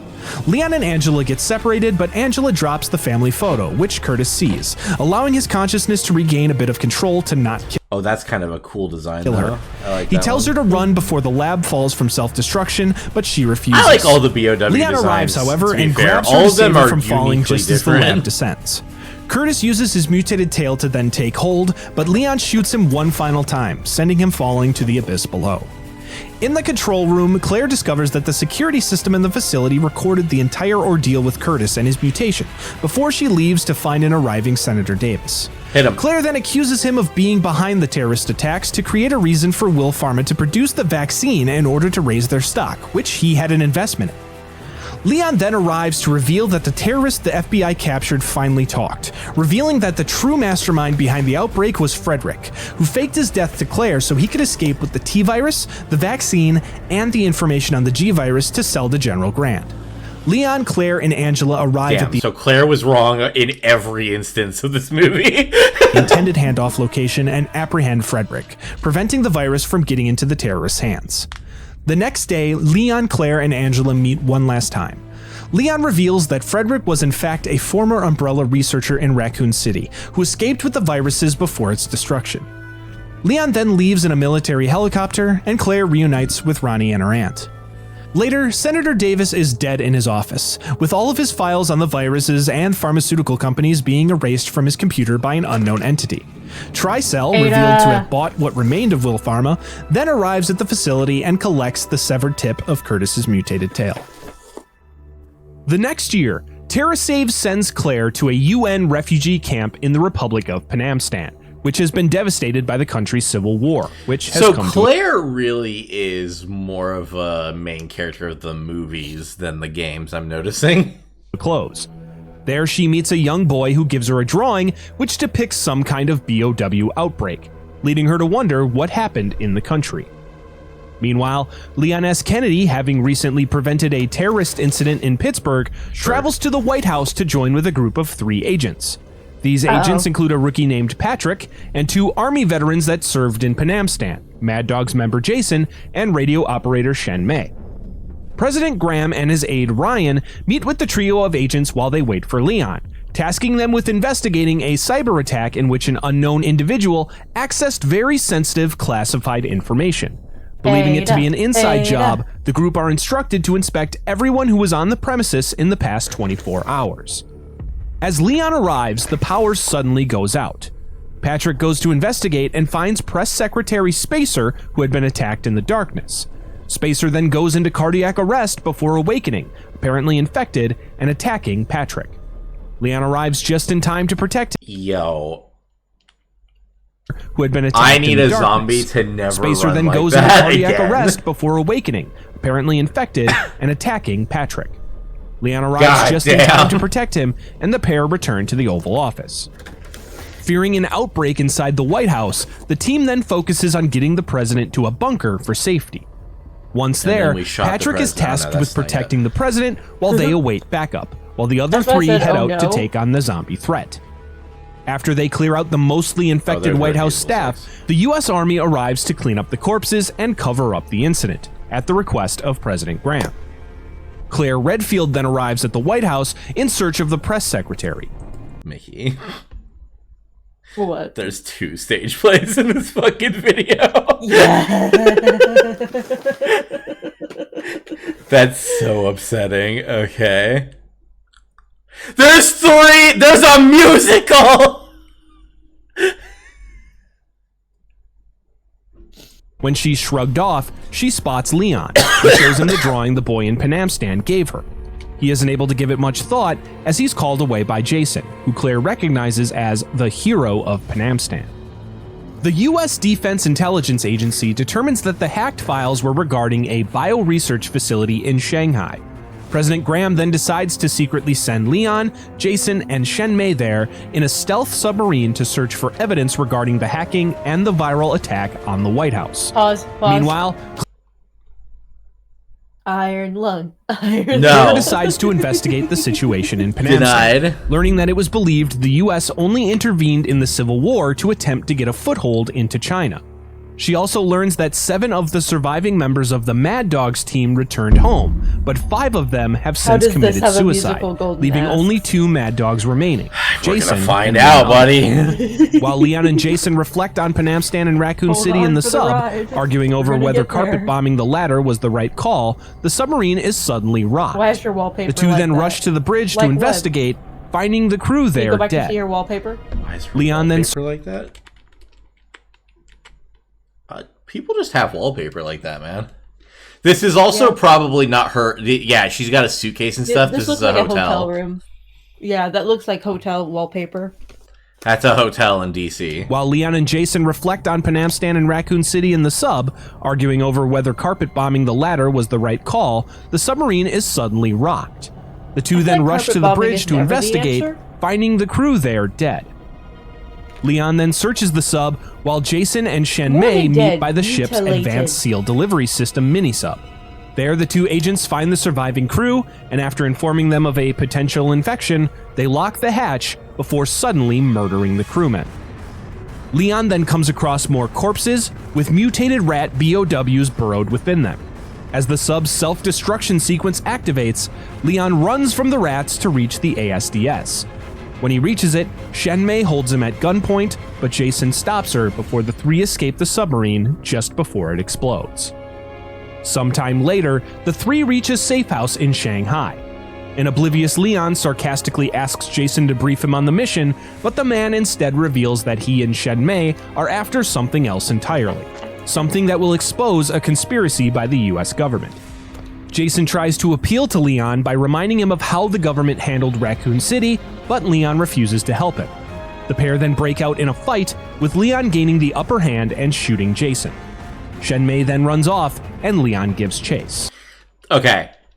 The pair then break out into a fight, with Leon gaining the upper hand and shooting Jason. There is no fight, Leon just shoots him. What are you talking about? With Leon gaining the upper hand Boom, and he's Jason. done! Shenmei then runs off, and Leon gives chase. Bro, look at... Did you see that? Elsewhere, Claire Redfield tracks down the other surviving member of the Mad Dogs, but as she investigates his home, she finds that she was too late. There, she discovers broken vials on the floor and a far more shocking sight: a man propped up in a chair with his head blown off by an apparent gunshot. Investigating the house, she finds a hidden suicide note before calling the police to inform them of the body. Meanwhile, Shenmei arrives at her family's mansion outside of Shanghai. There, she meets with her grandfather, Yu En, who has been taking care of Junsi and trying to find a cure for his infection. Leon follows her and holds them at gunpoint, forcing Shenmei to reveal the truth behind her and Jason's past and their current mission to expose Wilson, now Defense Secretary, as the one behind deploying BOWs in Panamstan. Leon then determines that Wilson must have also been behind the outbreak at the White House, which he forced Jason to stage in order to start a war with China. Shenmei then reveals that Wilson had a chip implanted into his super soldier test subjects, all of which he thought were destroyed. However, since Junsi was smuggled without his knowledge, Yu En was able to extract the chip from his body, and he hands it over to Shenmei. Suddenly, the mansion is hit by a bombing attack. Leon and Shenmei narrowly survive as the others are killed as the ceiling collapses. They narrowly survive as the mansion is hit by a bombing attack. Leon and Shenmei narrowly survive as the others are killed as the ceiling collapses. Fucking hate Leon. God damn it, he's the best character. Meanwhile, Wilson and President Graham prepare. I don't know when, I don't know how. Grim's gonna do it. Grim's gonna do that move? Yeah, Grim's gonna prepare do a that speech move. for the upcoming Panamstan peace accords. At Wilson's behest, the speech includes blaming China for the hacking, the outbreak in the White House, and the explosion of the sub. As they prepare to leave, Claire arrives at the White House and accosts Wilson about his involvement with the Mad Dogs unit, informing him that she found a note from one of them who committed suicide. He simply brushes her off and continues on. Back in the ruins of the mansion, Leon recovers the chip, which Shenmei asks him to give her so she can expose Wilson. Leon initially refuses, not wanting her to put herself in danger. He then realizes that Jason, not wanting justice but instead to spread the terror his men saw in Panamstan, must still be alive, and also was the cause of the explosion that destroyed the mansion. Meanwhile, Claire returns to her motel room where she is tased and captured by Wilson's agents. Sometime later, while the president prepares for his speech, Leon calls Patrick to have him relay a message to Graham, knowing that their history together will make it trustworthy. Claire then awakens to find herself held captive by Wilson in his lab of super soldier experiments, who tries to buy her silence with a charitable donation to TerraSave. She predictably refuses, and he instead reveals his master plan to her. His main goal, as it turns out, is to have the United States take a firm stand against China so their military can station in Panamstan. Afterwards, he plans to provide his super soldier virus to the armies in the area, creating a market for his inhibitor and thereby making him an incredible profit. Wilson's speech is then interrupted by Jason, who Claire and the secretary both immediately recognize. Jason then refuses the inhibitor, instead electing to let it mutate him into a powerful BOW before he swiftly bites Wilson, infecting him with his own creation. Leon and Shenmei then arrive just as the facility detects a rogue bioweapon, initiating its sterilization failsafe of dumping all of the other test subjects into a rising pool of acid. Shenmei tries to plead with the mutated Jason to follow their plan of using the chip to expose Wilson, but he instead elects to reveal his own mutated form to the public to make them know fear. Jason, losing his grip on humanity, then kills Shenmei. Oh! Meanwhile, President Graham is about to approach his podium to give the speech, but Patrick stops him and delivers Leon's message. With the knowledge that China was simply set up by Wilson, Graham instead gives an improvised speech with a far more hopeful tone. As Jason heads towards the surface, Leon notices Claire and rushes to save her from the rising acid. After doing so, the pair work together to stop the BOW. This is your reminder that despite everything with Ada, Claire is still the #1 pick for most people to be Leon's partner. With Leon finding a rocket launcher, and a lot of people are hoping that it gets revealed this game that he's dating her, while Claire attempts to knock Jason into the acid using the facility's controls. When both their plans fail, Leon is forced to fight the beast one-on-one, before he is able to pull a lever that collapses the section of the facility they're standing on, sending Jason into the acid, while Leon grabs onto a hook for safety. Afterwards, Leon finds the remains of Jason, who speaks his last words, warning that Leon will soon be forced to spread the fear he's witnessed. The final remains of the man then fall into the acid, killing him for good. I have a What question. in the fuck is this? No, thank you. Leon then returns to the surface to make sure the president embarks in Air Force One safely, as Patrick commends him for being a hero. Elsewhere, Wilson is still alive, but badly infected. One of his agents then provides him with the inhibitor, which arrives in a case adorned with a logo reading Tricell. Claire and Leon then meet outside the White House, and she asks him to give her the chip so she can expose the corruption within the government. Leon refuses, however, and the pair agree to disagree, going their separate ways to handle things as they each like see something fit. you agree to disagree As she about. walks off, Claire notes that Leon's current outfit doesn't suit him. The same year, the BSAA received intel on the location you shouldn't be a government pig, essentially, of the founder of Umbrella, Oswell E. Spencer. Jill Valentine and Chris Redfield are sent to capture Spencer, as well as search for potential information on the whereabouts of Albert Wesker. Meanwhile, Wesker is in the mansion speaking with Spencer. The old man reveals that Wesker was actually manufactured as part of the advanced... This is the actual game that flashback is for. Wesker children, which Albert was made to be the most powerful of. Wesker then powerfully thrusts his hand through Spencer, killing him on the spot. While Spencer's security is found to be dead by Chris and Jill, they are forced to fight their way through mutated creatures and mansion traps before they find Wesker standing over Spencer's corpse. The pair fight the powerful foe, but he evades their attacks, capturing Chris and nearly killing him before Jill sacrifices herself and lunges at Wesker, sending them through a window and off the nearby cliff, leading Chris to helplessly watch his partner fall to her death. Dun, 3 years later, and then there was Resident Evil 5. And then there was a stage play, I guess. The next year, Rebecca Chambers takes a temporary teaching position at... Oh, it's a fucking play about Rebecca? The Philosophy University in Philosophy, Western Australia. Philosophy University in Philosophy, Remind me who Western Rebecca Australia. is. I've forgotten Rebecca. Rebecca is the chick from way back in fucking Resident Evil 0 that found the guy on the train. Australia. Oh. Another teacher at the school, Bethany, expresses concern about students in the university that have gone missing, and Rebecca runs off to discuss this with the founder of the university, Ezra Sennett. In his office, a local detective named Barrington Meyer confronts Rebecca about her visiting the local fossil museum. You want that hair? Love that hair. I was just she about writes to this say. off as an extracurricular interest. Fucking She leaves knew the it. room, but overhears Meyer receiving a bribe from Ezra to keep his investigation minimal. As Rebecca leaves, she comes across student Mary Gray and Professor Dr. Liam Howard before an outbreak occurs.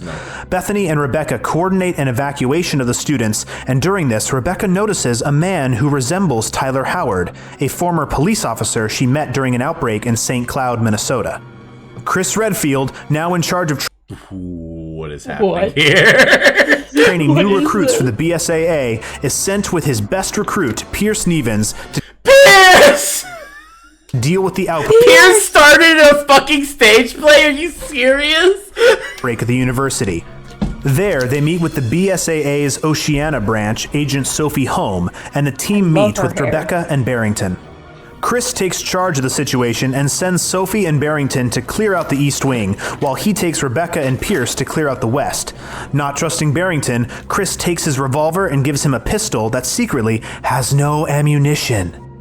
Now separated, Rebecca reveals to Chris that she knows Ezra is bribing Barrington and might be involved with the outbreak. She also reveals her suspicion that Dr. Howard may be involved as well after investigating the fossil museum, which he directs. As they leave, it is revealed that Tyler was watching them from behind a staircase.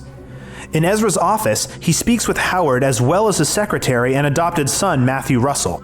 Ezra reveals that he hired Dr. Howard to study the virus to create a strain that could mutate anyone to become more intelligent. However, Howard used the university and its resources to instead perform research into bioorganic weapons. Chris's team reached the fossil museum hoping to find Howard. However, they instead find bumbling security officer Posh Brown, who explains that he was instructed by Howard to lock down the museum before he left to go somewhere else.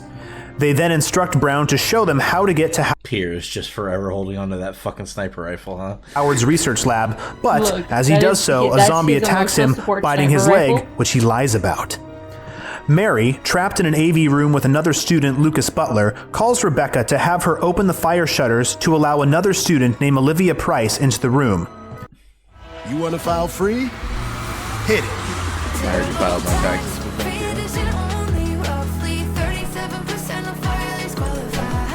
What? I hate this. I couldn't skip that? Why couldn't I skip that? The early risers.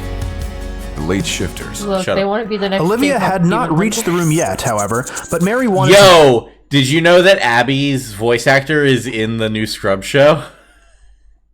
What? He's playing one of the he's this Asian doctor with like some super sass to him. That's awesome. Also, Golden wants to know what the fuck did I just watch? I could the room to go find her. TurboTax, Outside, man. Lucas is forced to kill an infected Bethany. Afterwards, Posh closes the door again and leads the group to Howard's office while Tyler follows closely behind. Meanwhile, Sophie speaks with Barrington, who pulls his gun on her. He reveals that he hopes the BSAA fails so the police department, paid off by Ezra, will cover up the entire situation. Sophie is able to retrieve his gun, but when Barrington is attacked by a zombie, she finds that it has no bullets. Pierce arrives and kills the zombie, and Barrington escapes. However, he comes back with a pistol of his own and pulls it on Pierce. The two then fight hand to hand until they are interrupted by another zombie attack, which they are. That's some good stage movement. The two then fight hand to hand until they are interrupted by another zombie attack, which they are saved from by Tyler, who proclaims that Dr. Howard didn't do anything before leaving, allowing Barrington to escape as well. Just then, Sophie and Pierce are joined by Mary and Lucas. Mary convinces the two to help them go look for Olivia, but she lags behind and texts Olivia to get her location. Meanwhile, Chris, Rebecca, and Posh are in the fossil museum where they find the Irish Giant, the remains of a man discovered a century ago that was recently transported to the university to be researched by Dr. Howard. They are attacked by zombies, but Posh closes the fire door and locks them out. Chris then finds a hidden safe room and the trio enter to inspect it. Inside, they find data relating to Umbrella's viruses and research. Chris then asks why Rebecca was initially investigating Dr. Howard, and she reveals that he was in fact Tyler's father. She also reveals that Tyler died 5 years ago in the St. Cloud incident, after he showed her a PDA containing information on former Umbrella researchers, including his father. When she found out his father was employed by the university, she took a job there to investigate him further. As she finishes telling her story, Barrington arrives and takes Rebecca hostage. He leaves with her, threatening her life if the BSAA lets any information leak about the outbreak. As they leave, they see Mary just as a trap is sprung, causing the ceiling to drop, which Chris and Posh barely escape. Meanwhile, Lucas notices that Mary is no longer with the group, but Sophie and Pierce continue on. Chris and Posh find themselves in Howard's lab, and Tyler arrives, pulls his gun on Chris, and takes the data he found. Tyler reveals that he was recruited by the US government to become a special agent and demands that Chris leave the situation to him. This prompts a fight between the two, in which Chris reveals that they know of Tyler's father's hand in the Academy's outbreak. Yeah, damn. This is some Special good agent, stage movement. and demands that Chris leave the situation to him. This prompts a fight between the two, in which Chris reveals that they know of Tyler's father's hand in the Academy's outbreak. Tyler refuses. Sorry, we're theater nerds. That his father could be responsible, and instead blames Umbrella, eventually submitting to help Chris uncover the truth with the intention of clearing his father's name. Tyler then recalls a conversation he had with Mary recently where she proclaimed that Dr. Howard would, Jesus, quote, how long is this fucking stage play? My God. reset the world. Pierce and Sophie arrive, accompanied by Lucas, and they are brought up to speed. Posh then finds Howard's identification system. Tyler is able to use it, and shutters open, revealing the missing students in tubes, being experimented on and turned into zombies. Lucas is shocked to find that Olivia is one of the experiments. Go back again. I wanted to see that kick again. Lucas is in tubes, Whoa, being I'm sorry, experimented on and turned into realized this zombies.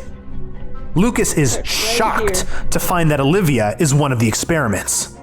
The group then fights. Yeah, it was. The zombie did a cartwheel. That wasn't even Chris. A group of zombies, but Lucas is bitten trying to calm Olivia. Lucas, initially no. distraught when Olivia is among the zombies shot, he turns and tries to shoot himself, but is unable to before the virus takes hold. He goes to attack Sophie, but Pierce kills him, protecting her. The pair then escape with Chris. Elsewhere, Tyler finds Mary, who laments the loss of her friends before walking off as Chris, Sophie, Pierce, and Posh arrive. Posh's leg has gotten too bad to proceed, so Sophie offers to stay behind to protect him so the others can go find Rebecca. Meanwhile, Rebecca and Dr. Howard are both being held captive by Barrington. He explains that he was forced to work with Umbrella after his funding was frozen to provide income to support Tyler. He then continued to research the T-virus, experimenting on... Of this plot? Yeah. This fossils plot got to hope convoluted really quick, man. The stage play is real find a way fucked to up. resurrect Tyler. However, since he was unable to find a lot of people back in to this his stage father, play. she escapes Yeah, with Barrington a lot of main seeing her and characters. giving chase. Afterwards, Ezra tries to explain his motives to Matthew that a smarter race Who the fuck is Matthew? would no longer find a need to war with one another.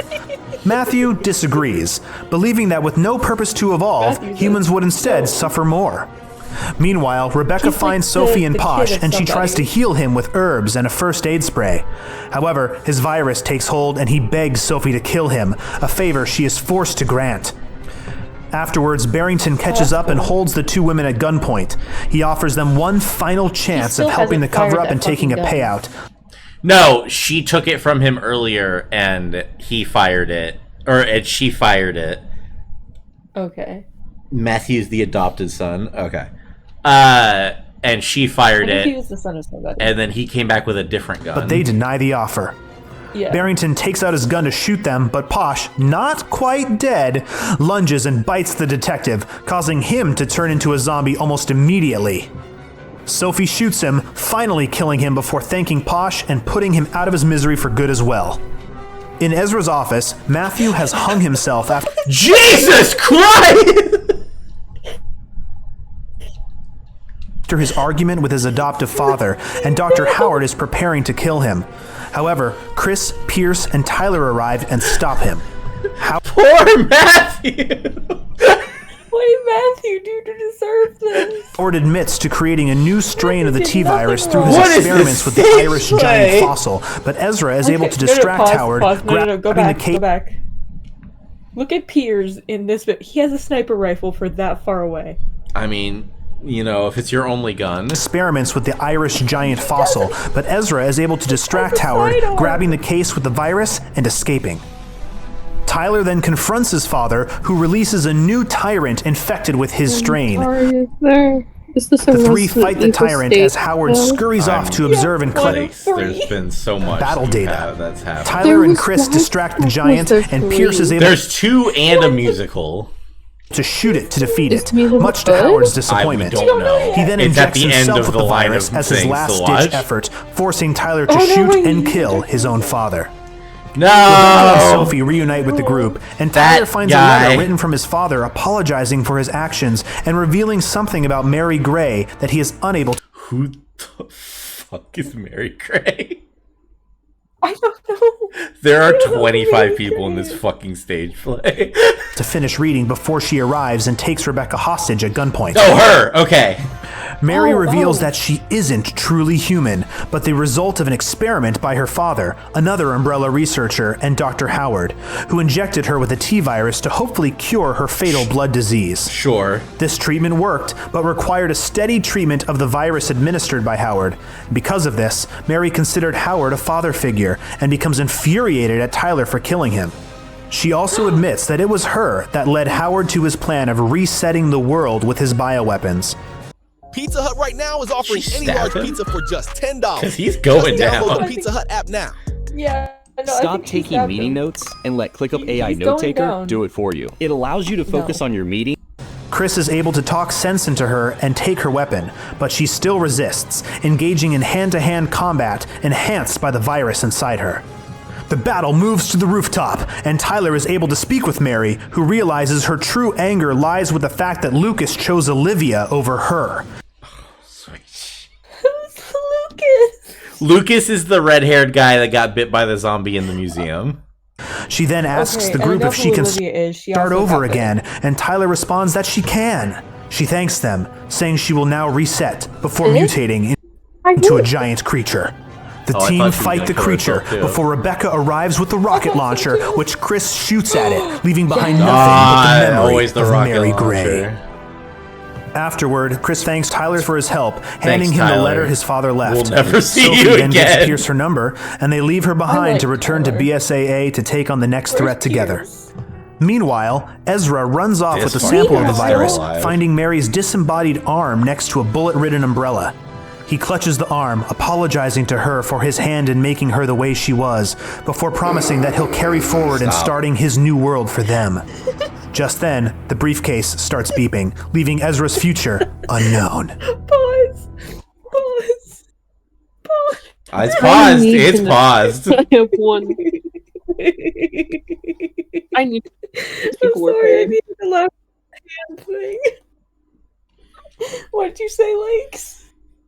I need to know how well these guys were paid. I hope well. A year later, Claire Redfield attends a party at the TerraSave headquarters where she meets her new partner, Moira Burton, former STARS officer Barry Burton's eldest daughter. Okay. Claire is then I'm willing pulled to aside accept by that. Neil Fisher, who informs Claire about a potential new virus in Washington. Suddenly, the power goes out in the building, and it is stormed by a group of masked assailants who capture Claire, Moira, and several other TerraSave members. When Claire awakens, she finds herself in an old prison with a mysterious bracelet on her wrist. She is able to reunite with Moira, and when they try to escape, the two find themselves to be surrounded by mutated humans. Jesus As they move Christ. through the prison, an unknown woman begins to quote poetry to them Moira's through the so devices in their wrists. Moira's what? I can't hear Is Moira's a little cutie patootie. you. Sure. yeah. Zane, Golden's saying there might be lag. Oh no, not lag. Is there lag? Using clever teamwork, This is the I don't see any at the moment. This isn't for you, stream. This is for me specifically. That's okay, sure. pair are able to escape the prison and are once again contacted by the woman who refers to herself as the Overseer. The two then That's make never their a way good to a thing. radio tower, which Claire climbs to Never wanna- discover they are on an unknown island. Fuck. Moira then sends out a distress call to whomever can hear it. Stream and see if Claire it's and lagging. Moira then continue searching the island, eventually finding fellow TerraSave members Gabe Chavez and Pedro Fernandez inside an abandoned saloon.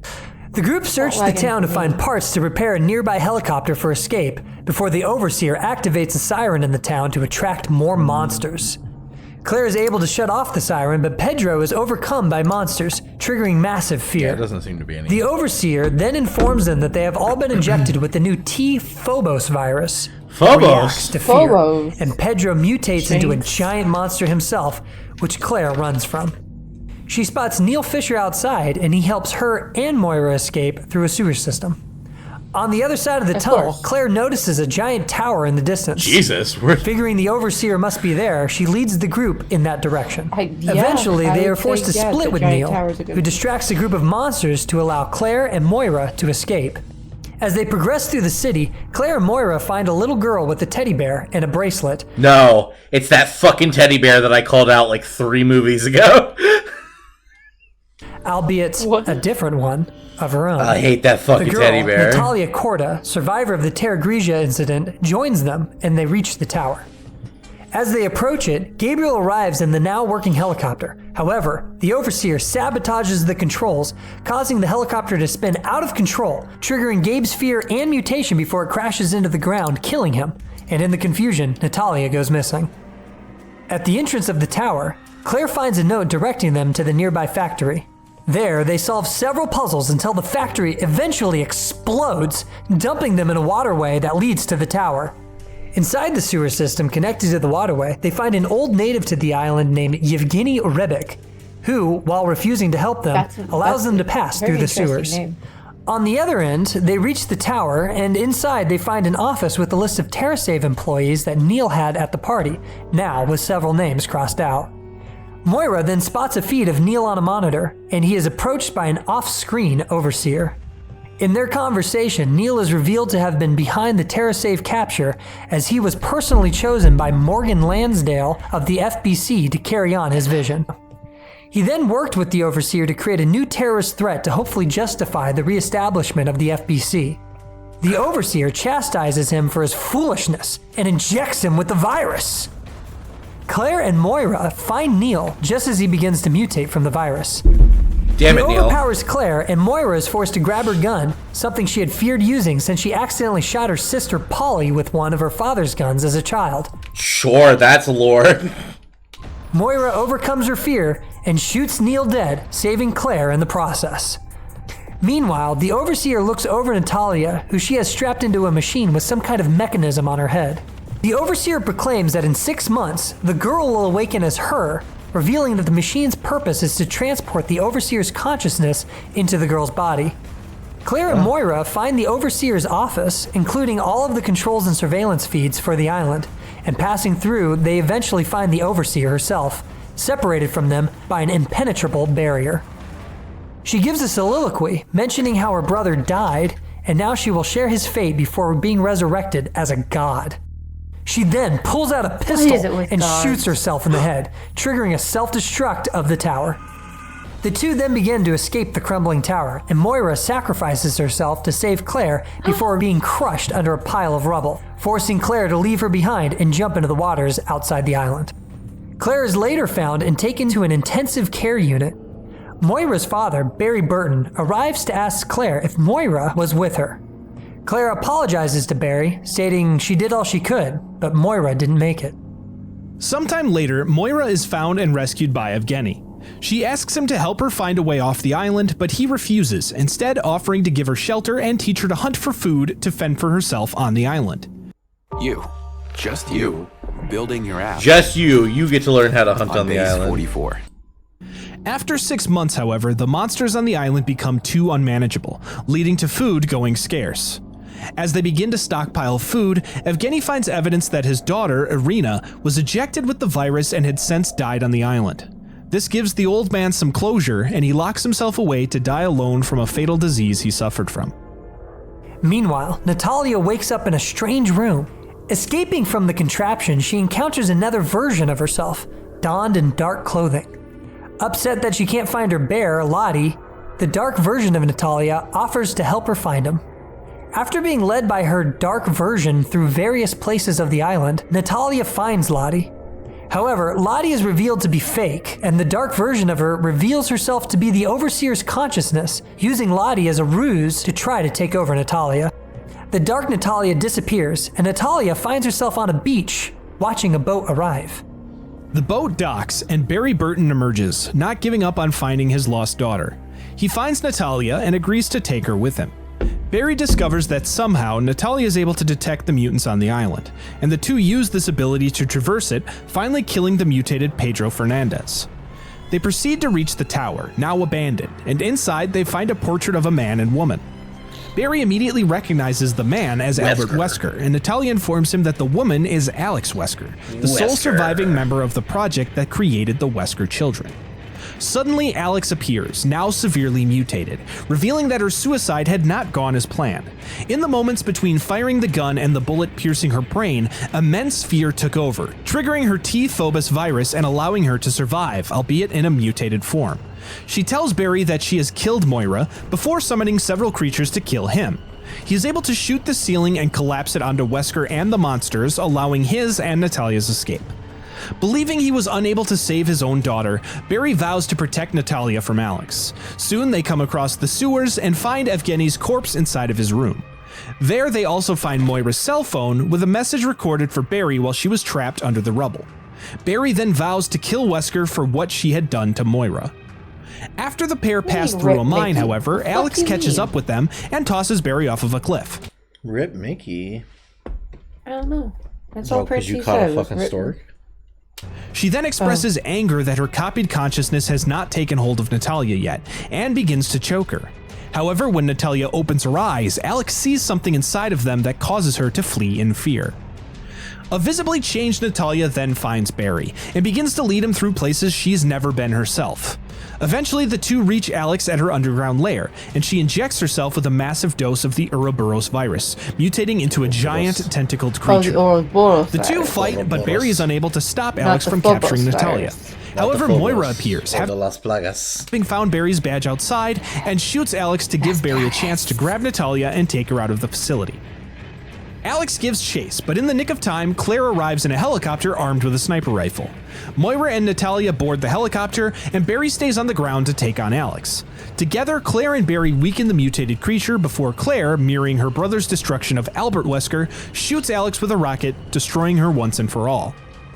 Barry survives the blast, and joins the group in the helicopter as they fly back home, leaving the BSAA to clean up the island. Barry then reveals his intention of adopting Natalia and raising her as one of his own. Not long after, Leon S. Kennedy is pulled from his vacation to sneak into the battlefield of a civil war occurring in the Eastern Slav Republic to investigate reports that BOWs are in use.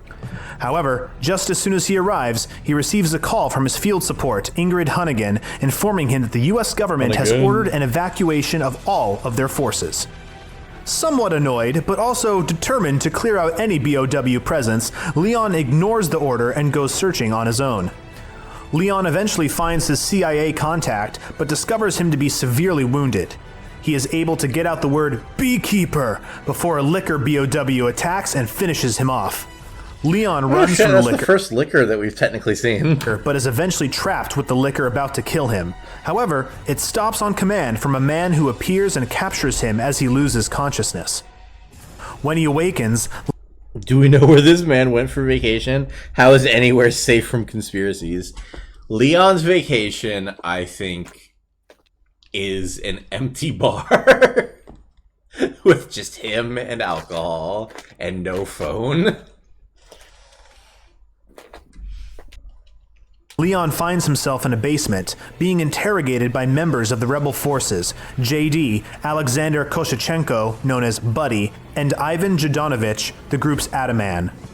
Soon, the group is discovered by the Eastern Slav army and are forced to escape, allowing Leon to break free. Ataman then falls sick and asks Buddy to kill him before he turns, which he reluctantly complies with. He then tells JD to go to a nearby church while he heads to the surface.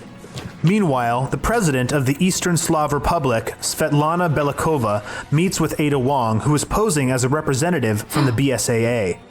Ada presents the dominant species Plaga and explains that a human infected with it will have a master-slave relationship with lesser BOWs, much like a queen bee and her workers. Elsewhere, Leon follows JD and the pair are attacked by Plaga-infected zombies. This leads Leon to come to the conclusion that the rebels are using the dominant species of the Plaga parasites, which allow them to control the lickers, without knowing its side effect of turning them into mutated hosts for the parasite.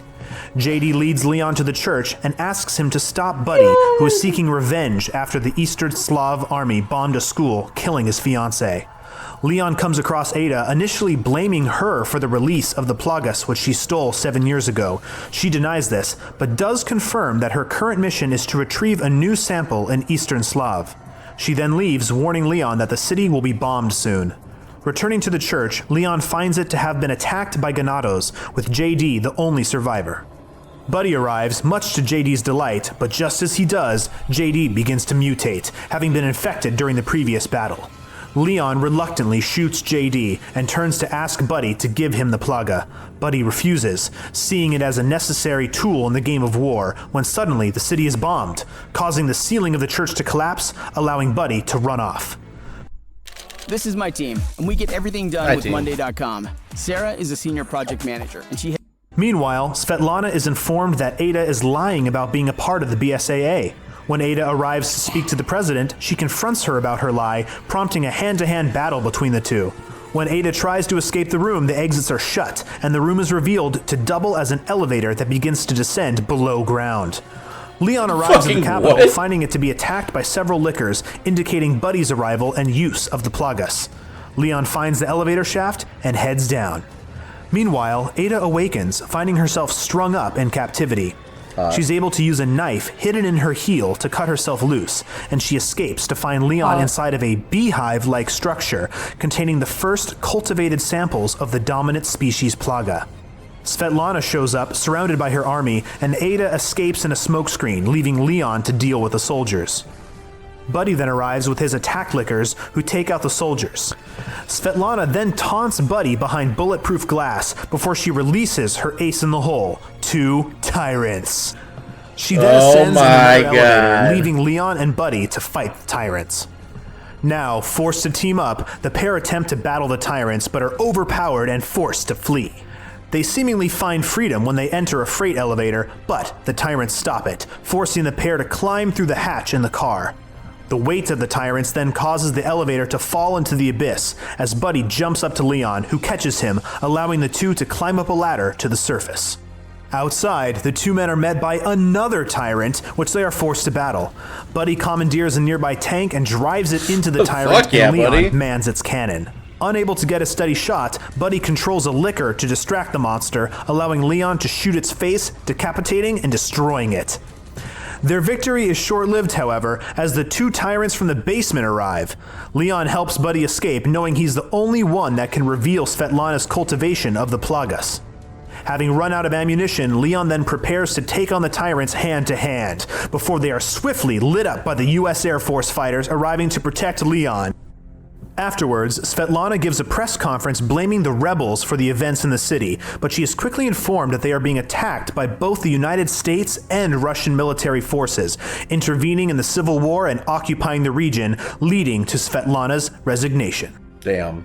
Elsewhere, Buddy and Leon watch the US-Russian forces march on the capital, and they both feel used by the political machine. Knowing the Plaga will overtake him, Buddy asks Leon to kill him before turning the gun on himself. Leon stops him, telling him that he owes it to those that died to live on, even if it means losing the use of his limbs. He then shoots Buddy in the spinal cord, killing the Plaga attached to it, allowing him to live. Afterwards, Leon speaks with Hunnigan, who insists that the US knew nothing about the Plaga situation, while Leon remains with doubts. Ada then calls her employer, not sure whether to hand over the Plaga, even after her potential buyer offers to wipe out an international warrant for her arrest. After the dust settles in the city, Buddy returns to his former life as a school teacher, confined to a wheelchair, but finally content. Yay, the buddy. next year, Chris and Piers are informed by BSAA Far East agent Mara Biji that their mutual friend and BSAA advisor, Professor Doug Wright, has gone missing. The two learned that he had gone with his nephew to the Marhawa school in Asia, and the BSAA visit it. There they find the school to already have fallen victim to an outbreak, but they find one survivor, Professor Wright's nephew, Riki Tozawa. They go to save the professor, but find that he's already turned into a zombie. Mara believes the perpetrator of the outbreak to be student Bindi Bergana. Bindi, who was given a strain of a new virus by a mysterious woman, called the chrysalid or C virus, had been infected with it and mutated since the beginning of the attack. Mara disobeys a direct order from Chris and goes off to fight and ultimately defeat the student. However, she mutates once again and catches up to the group attempting to leave by helicopter. They fight once more and Piers kills her. The cleaners arrive and wipe out what remains of the virus in the area, but the mysterious woman and her motives stay hidden from the BSAA, at least for now. Meanwhile, after the C-Virus outbreak, Umbrella Corps, a subsidiary of the now restructured Umbrella Corporation, recreated as an anti-BOW military force and known colloquially as Blue Umbrella to differentiate itself from its pharmaceutical beginnings, begins combat testing for one of their agents, codenamed 3A7, led by employee Abraham Jackson. Eventually, Jackson goes missing, and the trials are instead Rain. Then that's what they should have named it. Like the opposite of Umbrella. Rainfall. Yeah. We're the Rainfall Corporation. Exactly. It's kind of badass. Led by Beatrice Bertrand, who, despite constantly setting him up for failure, is continuously impressed by 3A7's performance. Because he survives these trials, Bertrand is fired and 3A7 is replaced, leaving Umbrella and becoming feared by its remaining researchers. 1 month later, Chris and Piers... Oh god, alright, Resident Evil 6.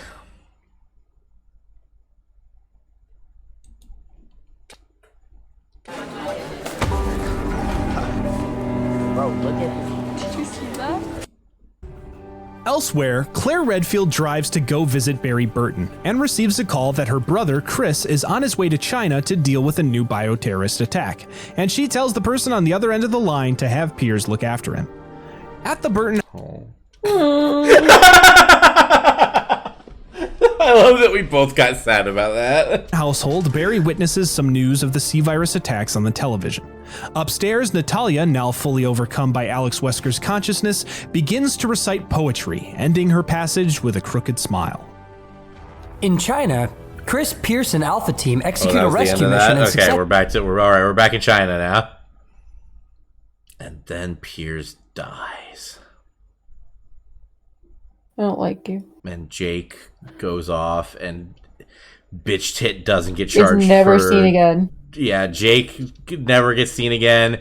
Bitch Tit doesn't get charged. The next year... Sherry's doing great. Sherry's fine. What the fuck is this screenshot down here? TerraSave sends Claire Redfield to investigate the island of Sonido de Tortuga, the filming location of the Idol Survival Japanese reality show, which was attacked by infected. Through her investigation, Claire discovers that the former U.S. military base on the island was purchased by Oswell E. Spencer nearly 20 years ago. Oh my Claire and her God. team find the survivors of the Idol Survival show, and they take them to a safe location on the island, an abandoned facility.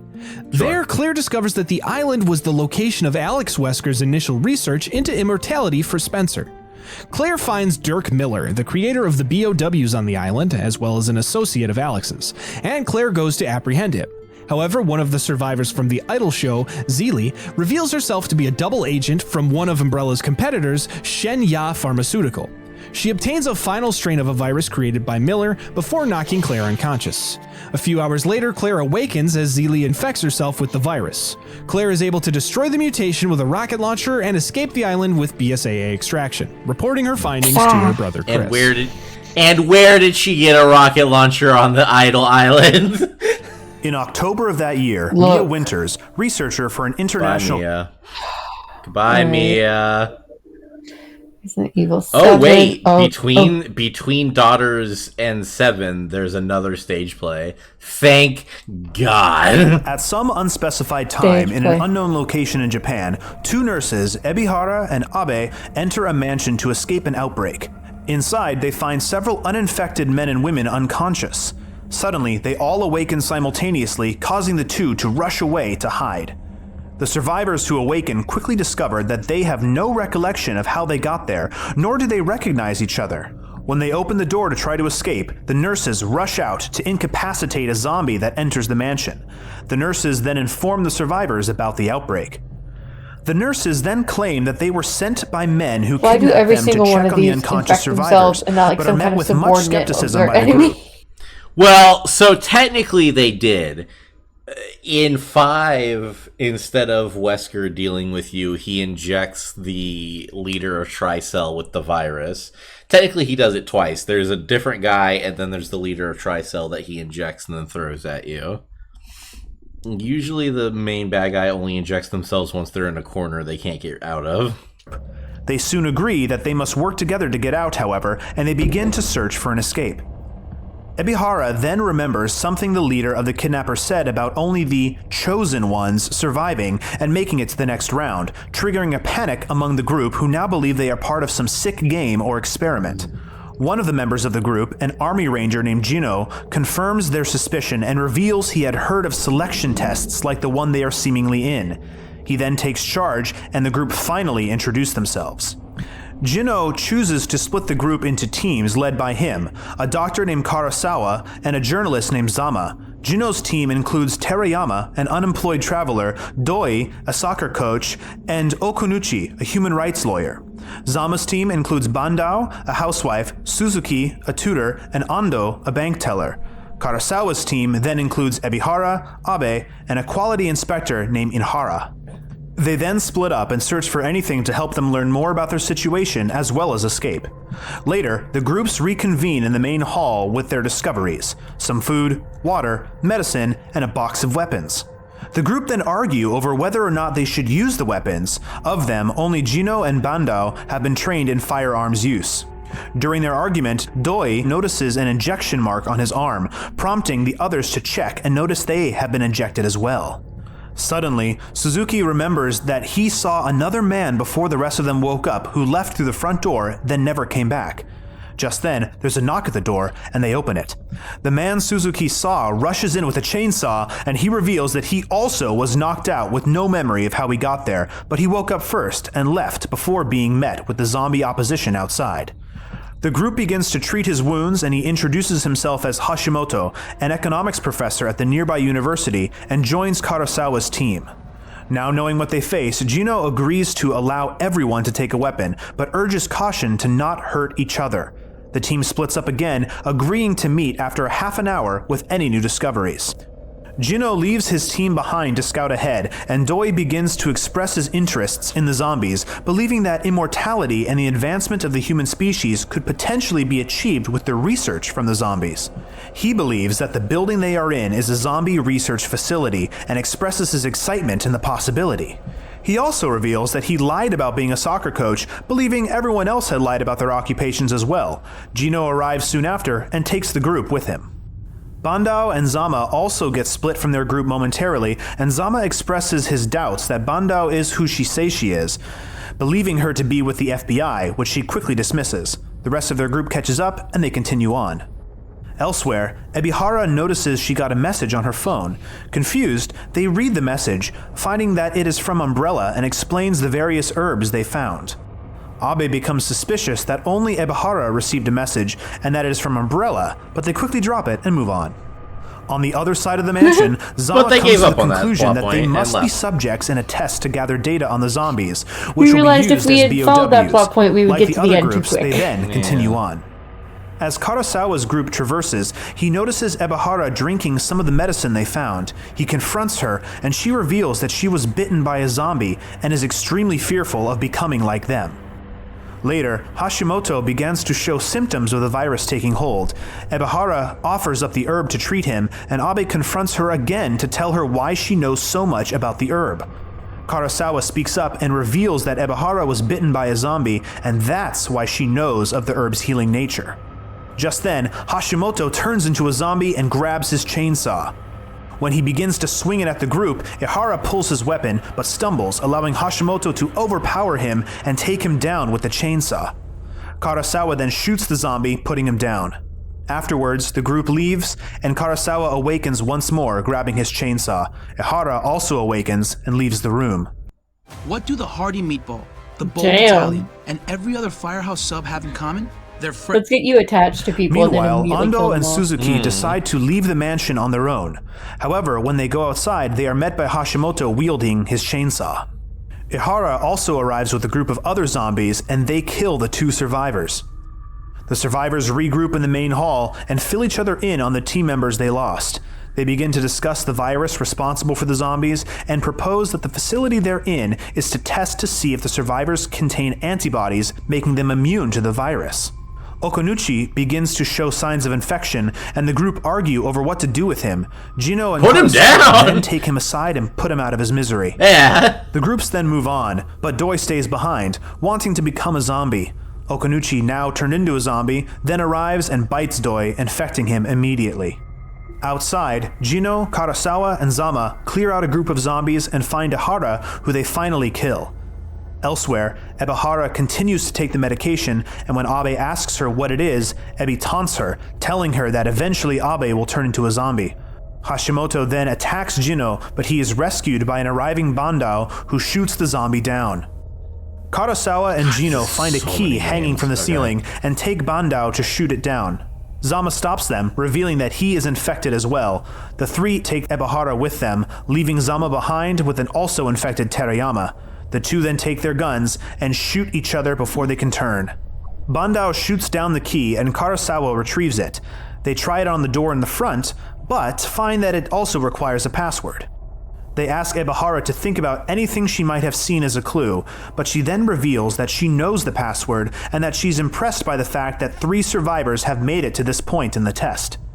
Ebihara herself is the key to the last door, but reveals that she can only open it when there is one sole, most powerful survivor to take back to her boss. She then prompts them to fight to the death. Bandao refuses and pulls her gun on Ebihara. Jino does not allow her to shoot and stabs her in the back, killing her before turning his sights on Karasawa.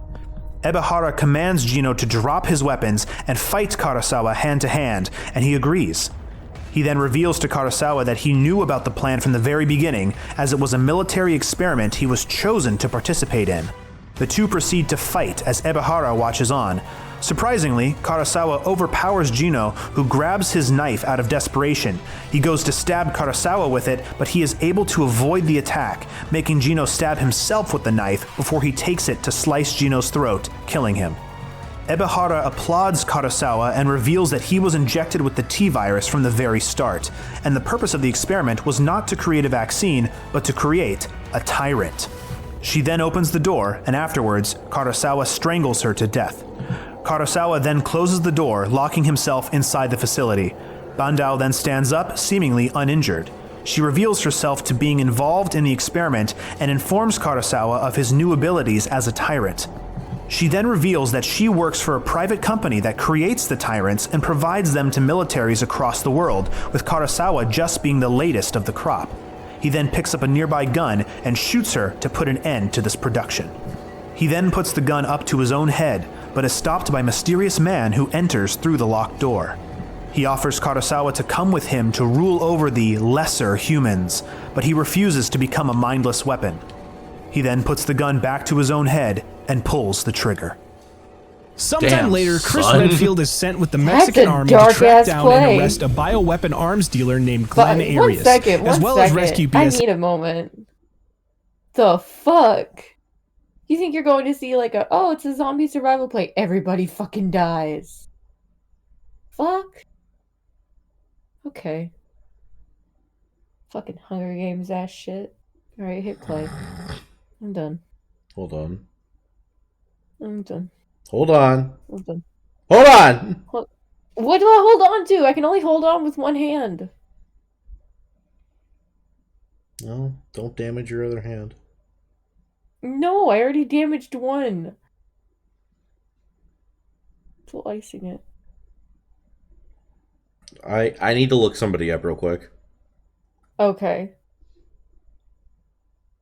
So, quick story. I fell. Hurt my hand. So now I'm icing it because it's like jammed and bruised pretty bad. This doesn't talk about Infinite Dark. Oh, it did talk about Infinite Darkness. It just skipped over him. Skipped over who? So... Oh, well, maybe he didn't. Hold on. Was it Hunk? We talked about Hunk very briefly. Fucking Hunk. I need to make noise. 1 sec. Cool.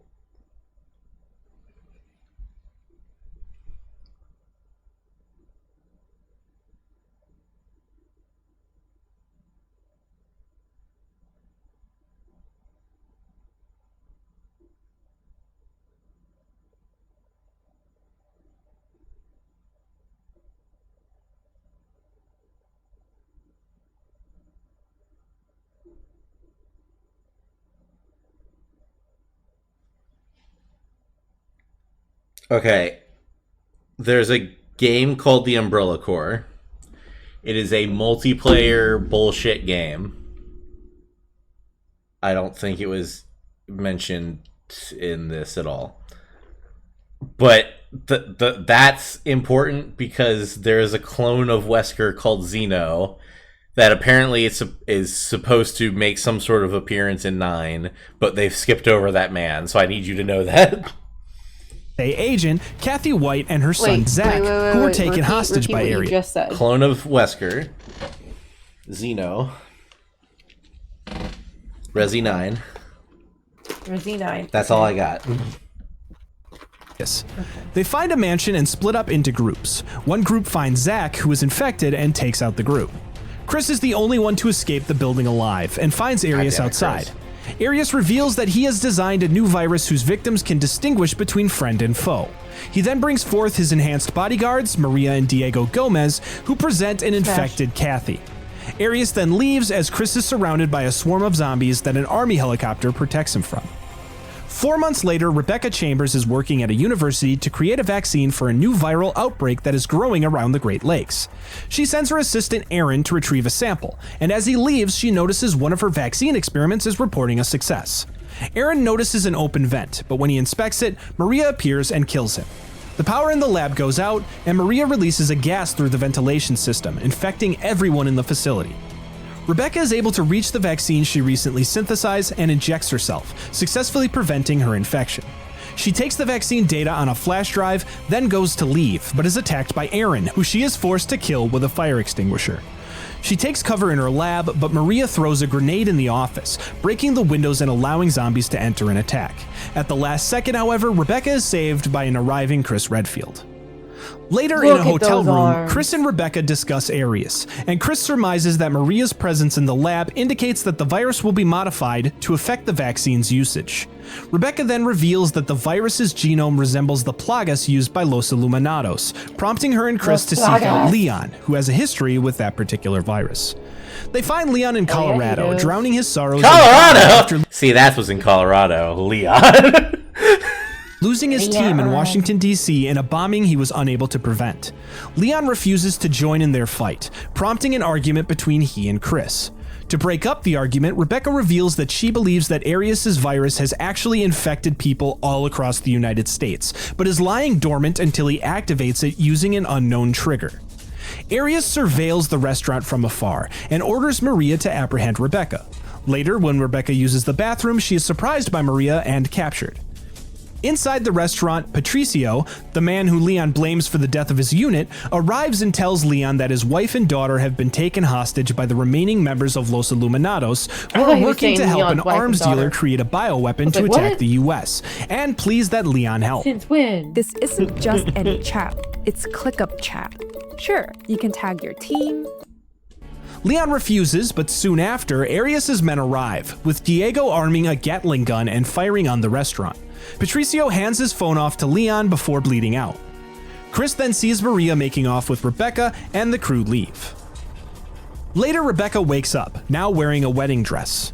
Arius arrives and reveals that he is recreating his wedding day, which was interrupted by a drone strike by the US, which he was the sole survivor of. He has reanimated the remains of his family and friends, which he was forced to watch die at the hands of the United States. Sweet shit, my dude. Fueling his vengeance. He reveals that the virus he has created is called the Animality, or A virus, and it consists of 3 strains, one to infect, one to activate, and one to vaccinate. He then notes Rebecca's resemblance to his late wife, hoping to have Rebecca take her place. She refuses, angering Arius and having her sent to his lab to infect her with the virus and replace her arm with his wife's, the only remains of her. Meanwhile, Leon and Chris inspect data from Patricio's phone and discover that Arius had used the Agua brand of drinking water to spread the virus in New York, and plans to trigger it soon. They also learn of the vaccine strain that can effectively turn off the virus in infected individuals. Arius then triggers the virus, sending Agua trucks across New York which expel a gas, infecting the city at large. Leon, Chris, and their army help split up and take out the trucks. They are able to destroy them all, and Maria is caught up in one of the blasts. Chris and Leon make their way to Arius's lab. Oh, that's where that one scene comes from. And Chris is able to rescue Rebecca after a short fight with Diego. Chris takes Rebecca to the roof of the building where he is attacked by Arius. After a short fight, Mickey. What? You think I didn't hear you?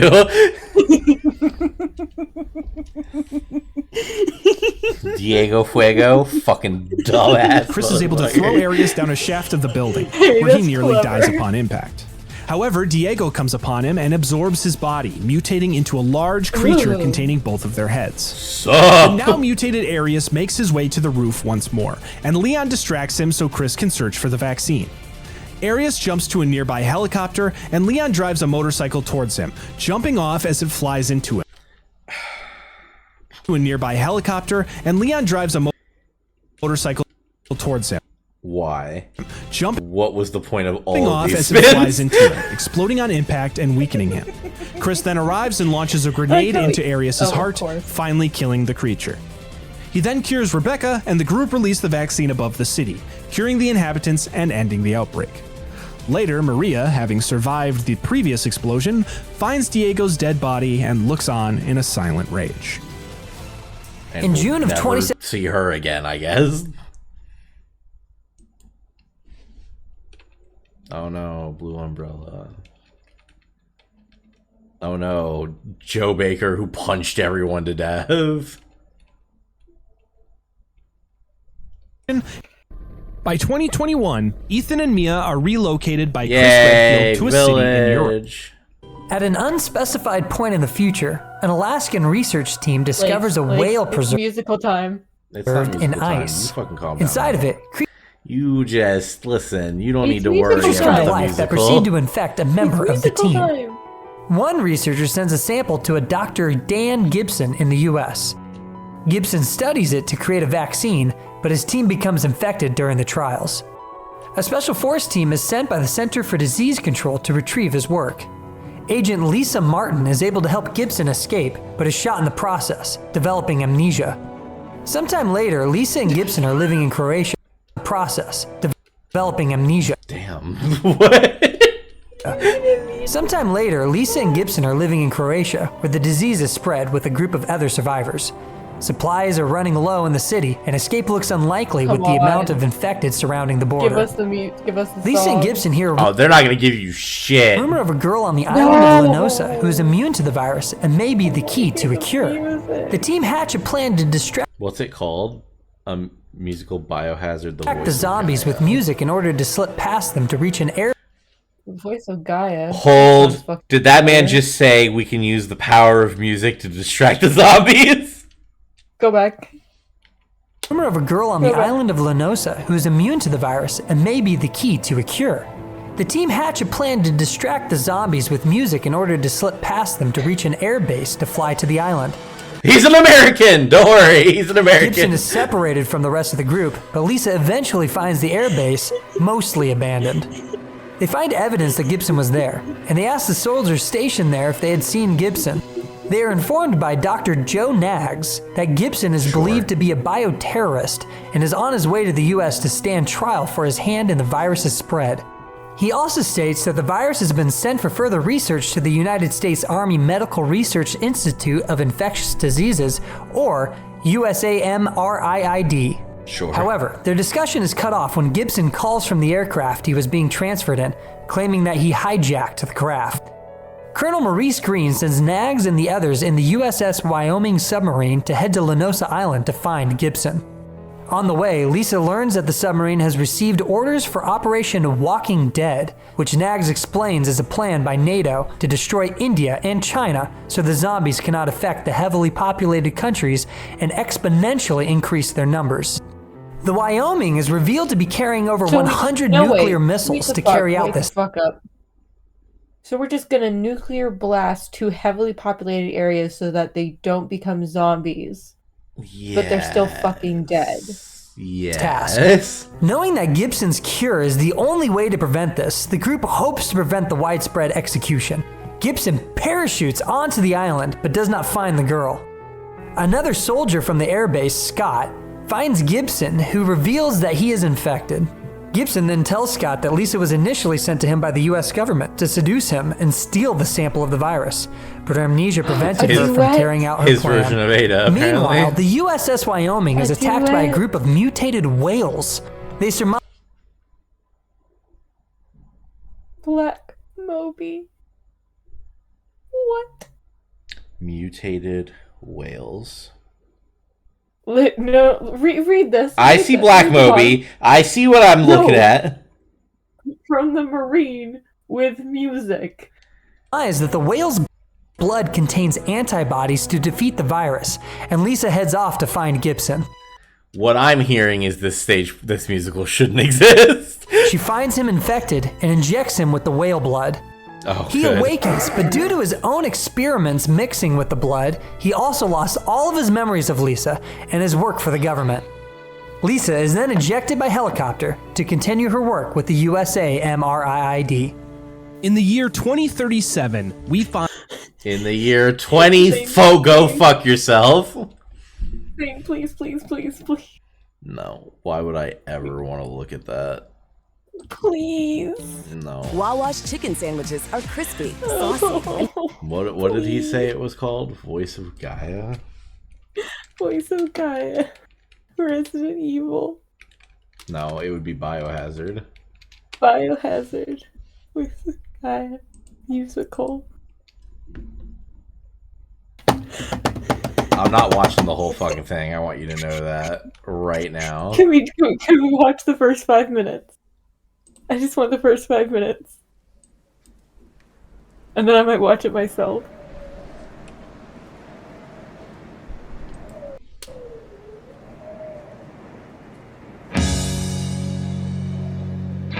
I'm so excited that you don't understand how excited I am.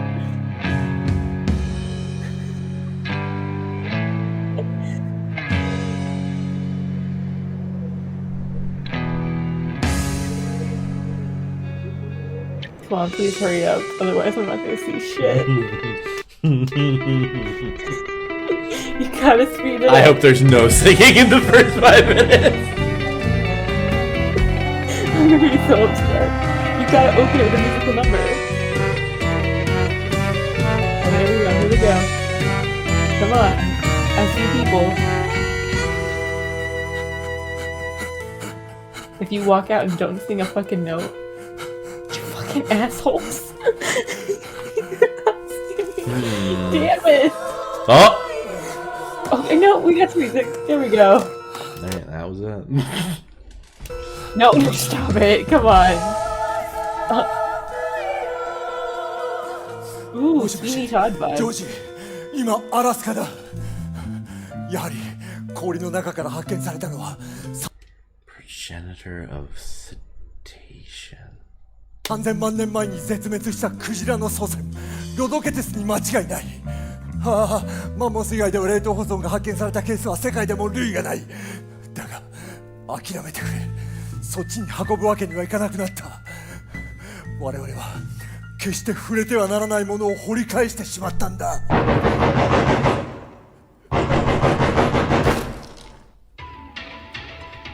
ジョージ、とても信じられない。聞いてくれ。ロドケテスの死体がまだ半分凍ったままだっていうのに動き出したんだ。冗談なんかじゃない。本当だ。そしてあ、神様、キャサリンがそいつに噛まれた。彼女は高熱を出して苦しんだ。見たこともないウイルスが検出された。エボラにも狂犬病にも似ているが違う。メリーランド州にいる Here's okay. At this point, there is no excuse to not know that the zombies viruses exist. anywhere in the world. 専門家に助言を求めたダン・ギブソン教授だ。培養したウイルスを彼の元に送った。だが間違いだった。あれは氷の中に永久に閉じ込めておくべきだったんだ。キャサリンは激しく痙攣し息を引き取った。問題はその後だ。彼女の死体が動き出したんだ。いや、別の生物に変わり果てたと言うべきか。あれはもはや人間とは呼べない。ジョージ、 Like, if you know nothing about Resident Evil, this is like a good way to explain it. I was gonna say this is good. I don't understand why this was included in the list of game plot stuff. No. But this is good as a if you want to learn about the world without like going into it. Yeah. アラスカの課題だから躊躇する必要はない。全人類の危機を考えればそれぐらいの犠牲は。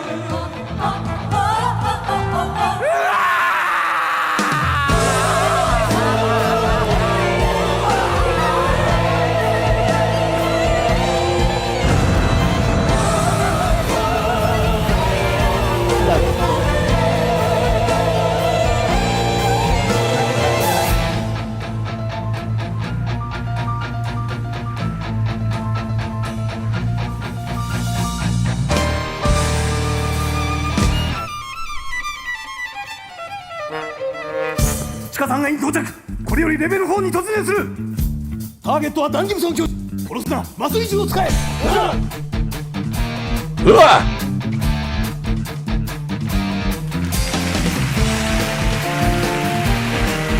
She must be known, cause damn, that was sudden applause.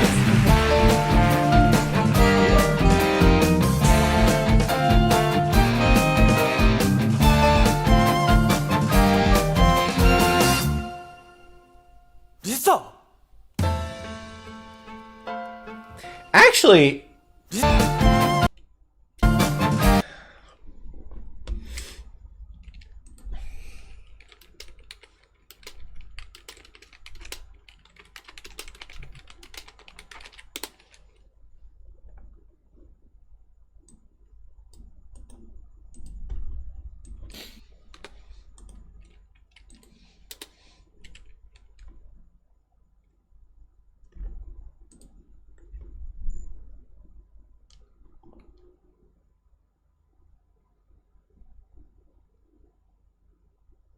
damn, she's been in a lot of plays, actually. Hmm.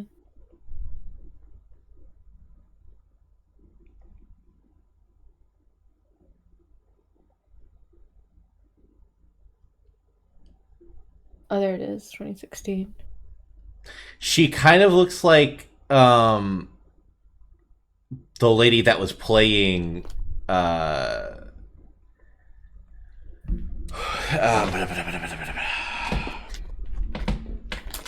you know? It looks like we don't have anything past 2017. Yeah, it doesn't really look like.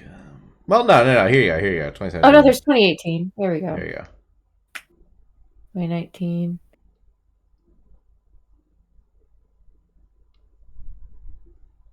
Oh, she's been in film. That's the very bottom. It's 2023.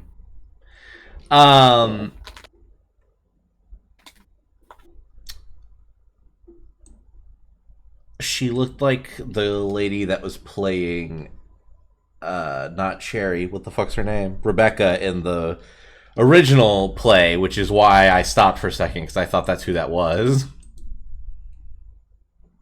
Have you ever seen the restaurant?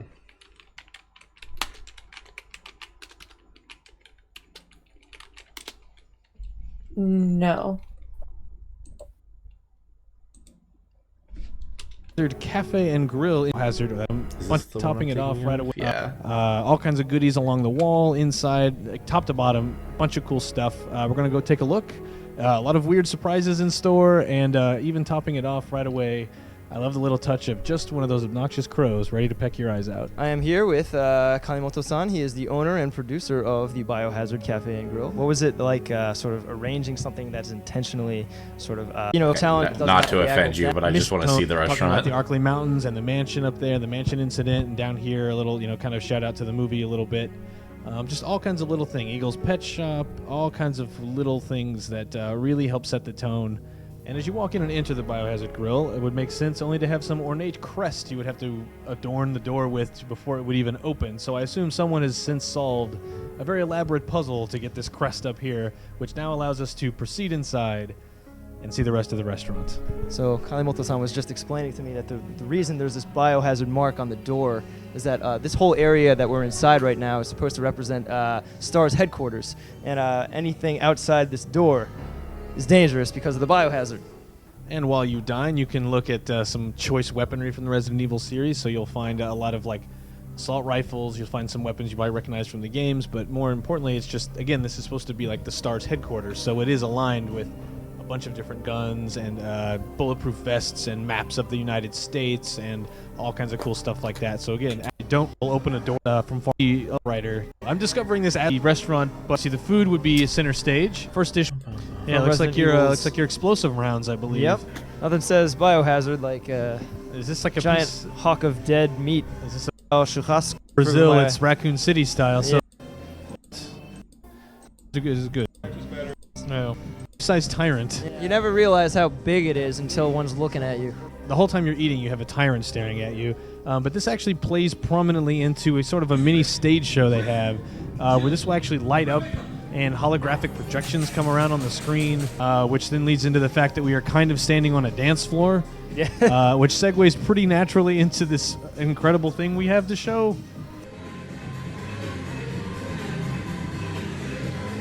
All the music playing is from 1998, because again, this is supposed to be just before Raccoon City completely falls apart.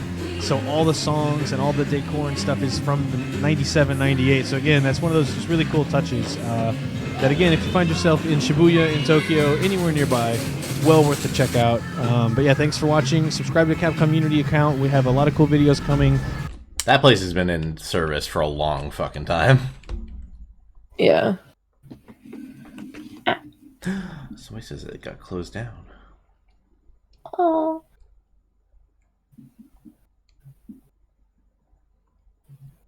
I wasn't surprised to find out it's in Japan. Did you look at the staff? If it wasn't in Japan, there'd be white people working there 100%. Hold on for 1 second, because I want to look up where I can find something.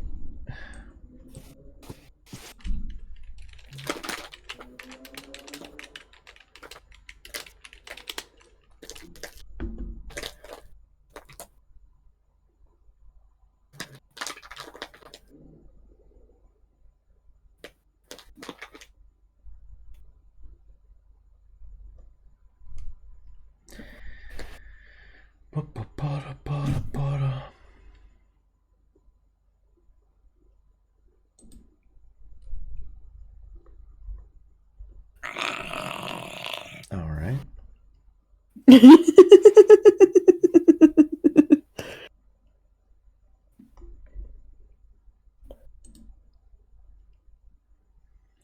Oh my god, what do you mean that they're movies? Oh no. What do you mean? I was looking up the Persona shows. Oh yeah. Apparently all of Persona 3 is just in movies. Which, okay, that makes sense, because it's separated by the seasons. It's Spring of Birth, Midsummer Night's Dream, Falling Down, and Winter of Rebirth. So that makes sense, at least. Okay. You keep making those noises, I guess. Hell yeah. That's Winter of Rebirth, but that's not really... Just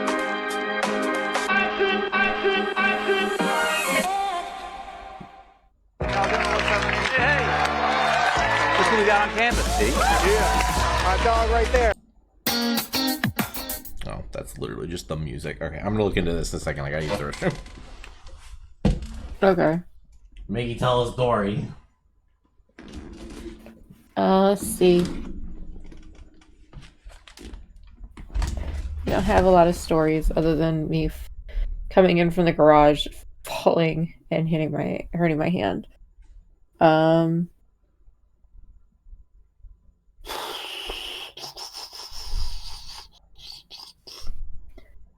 Anything you guys want to know about? Anything I can say? Ooh, fingers are popping. That's good.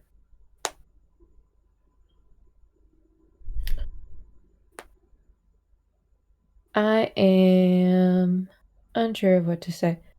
Haven't I told you guys what my favorite frog is? Because it's the African rain frog. It is so... it's like a little ball. It literally is like a little ball, and it's very little, and it just has this face that looks so angry. So it's so tiny and so angry, and it is the cutest thing I've ever seen in my life. This little angry ball that's a frog, and it's just so cute. They're mostly a frog. Yeah. A frog. I'm talking about the African rain frog. Oh, okay. Why are How we you talking about the doing? African rain frog? Hi. Because Zane walked away and told me to tell a story, and I had nothing except the rain frog on my brain. Other than the fact I fell and hurt my hand. That's about all I got. Don't have a lot in my brain right now. Yeah, I fucking fucked up my. Sorry for swearing. I fucked up my shoulder on Monday. Oh, no. So, What'd you do? What happened, if you want to say? So I was on my way back from my university housing, right? Right, as you are. And I realize I wake up. So I come back Monday. Good, no issues. Pretty clean, like arrival and all that. Okay. I wake up Tuesday morning, pain. Can't move my head, can't move my shoulders, can't like roll over, can't like struggling to sit up and everything. Miss my 9 a.m. class because of it. Holy shit. And so like I get up after like 45 minutes of like trying to like, brace myself and all that. I take some Advil. I tolerate it. It becomes tolerable for the rest of the day. And I'm talking to my dad. And he's like, yeah, like, did you, like, mess it up? Like, what did you do? Did you sleep weird? And I'm like, no, I slept how I normally slept. I didn't sleep with too many pillows. I didn't sleep with, like, not enough pillows. I slept with, like, one decently firm pillow. It's like, weird, okay. The night, like, maybe because I'm taking NyQuil currently, is it, like, could it be the NyQuil? And he's like, I was like, maybe, but, like, I've been sleeping with NyQuil the past couple nights, and again, nothing. And I realized that the arm that's in pain is the arm I was carrying my bag on. Okay. Oh, so maybe you just like pulled And so it like or something? I think I pulled it or something, and it's like slowly recovering. Like I had some friends show me some stretches today because all of my friends are significantly smaller babies than I am. But no, I'm like a big baby, and I'm sat there, and my friends are sat, like I'm talking to my friend, and I'm like, I'm in pain, and like one of my friends was like, because I messaged my friends, and I'm like, brothers in Christ, I'm gonna miss class, take notes for me, and they were like, oh, okay, and then I show up to my second class, and like I'm passing by one of my friends as I'm heading to class, and he's like, oh my god, are you okay? And I'm like, yeah, I'm fine, actively suffering. Oh my gosh. Hi, Zane. Welcome back, Zane.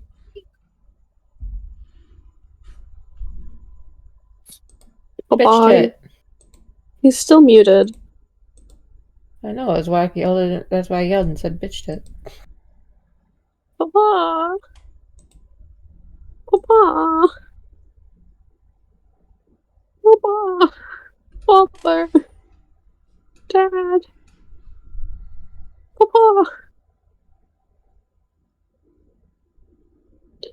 Mickey, I think Zane hate me.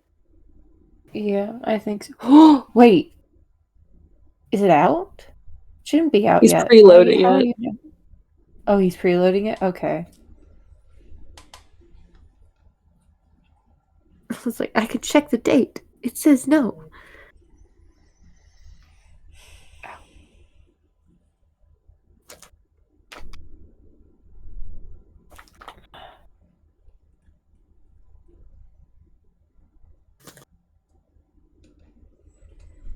Jane, why don't you tell a story, bitch?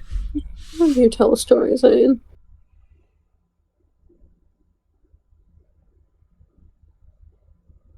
Okay. I miss my wife tales. I do too.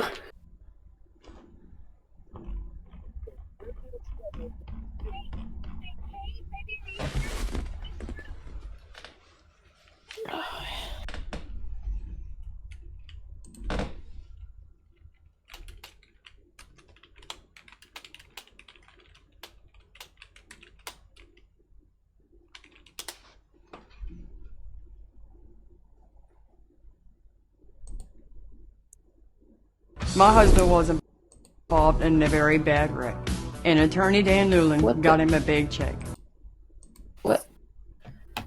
What's happening?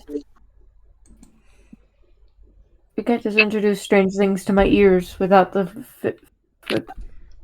So Dan Newland is the man who visual is the stimuli. lawyer company that tried to sue me when I was in that car accident forever ago. They're a Yeah. Florida law office, and I consistently get advertisements for them. Yeah, I noticed that you said that last time. What'd you say, Lakes? Zane. Lakes. So what are we doing now? Well, we can either watch an anime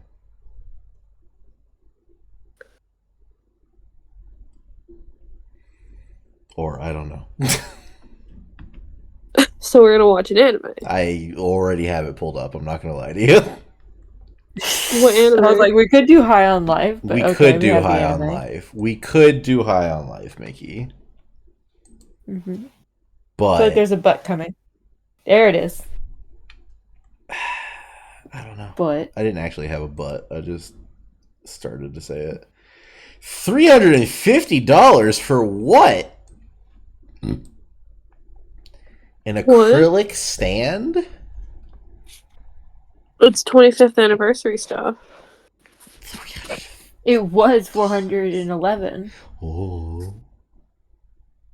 Do you get all of them or just one? I assume it's just the main character about this item. Persona 3 fans will really pay fucking anything for Persona. Fucking apparently. We didn't get enough of it. Is it like a Japan exclusive or something? It's probably, usually it is. It's not even that, it's not even that cute, to be fair. No, I guess it's just to have an... What is this? What's the size? 80 millimeter? 80 millimeters. That's not even that big. Well, I was gonna say, what's millimeter? Hold on. Millimeter, so that's like 8 centimeters. Millimeter. To inches. 3 inches! I think that's like an average size, you know? Alright, first of all, you relax. I don't need you talking that that's shit. Actually, I think that's like large, you know? I'm out. Goodbye. I've actually decided the stream needs to end now.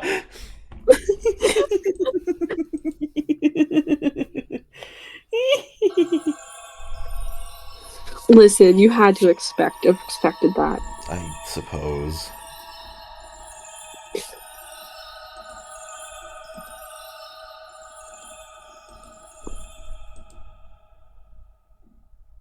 Okay. Genuine question. Huh. Before we start this, pause. Is this for enjoyment or to make fun of? I don't know. Okay. I just want to know what the expectation is going into this. Oh, make fun of it. I don't give a shit. Okay. I wanted to know. I want to see how allowed. shitty the anime. Well, I've heard it's good, but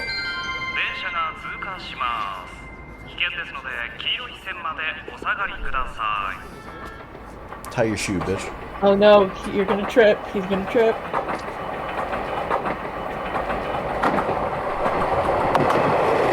He's gonna grab him. Oh no, he's not. Hugo is No, car remember? insurance Okay, that I'm lets gonna you find something. You know what? We're just gonna play High on Life. I don't want to. I gotta find a video that doesn't have ads pay every at your 3 own minutes pace. from the looks of this. Hired a big monthly.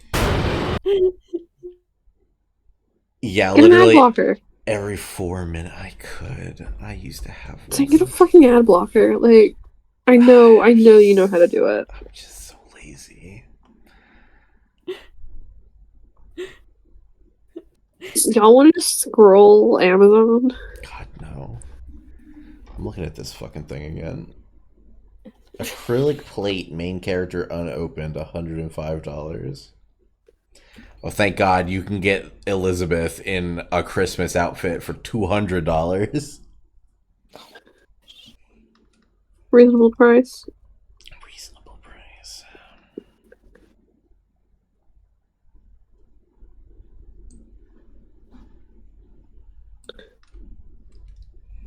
And drag this back over here. Get an ad blocker.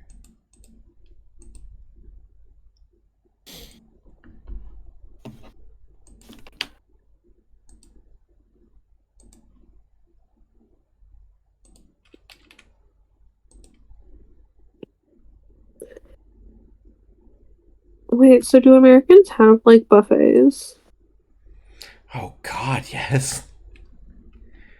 There's so many buffets. Yeah, I mean, like, but, like, do you guys have buffets that aren't, like, you know, like, Chinese? Yeah. Weird. Okay, that's gonna. What do they serve? Everything. Especially if you go to one like not Golden Corral, but one like Golden Corral, where What's Golden Corral? it's southern stuff. That seafood? Nope, I said southern stuff. Oh. So like mac and cheese, fried chicken, grits, gravy. Because there's not a lot of buffets in Canada that aren't like Chinese or like sushi. Growing up, however, there was this one where it was like it was a country style buffet and it had like I can't say that. Not on stream. It had like mac and cheese and shit and I loved it. But it closed down. Well, what the fuck?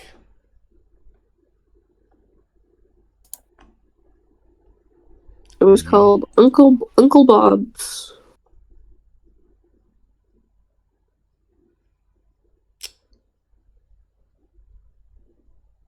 What time does it drop? Midnight on the 27th. So I'm guessing midnight tomorrow, technically, because yeah, in Mexico it releases on the 26th, so midnight tomorrow.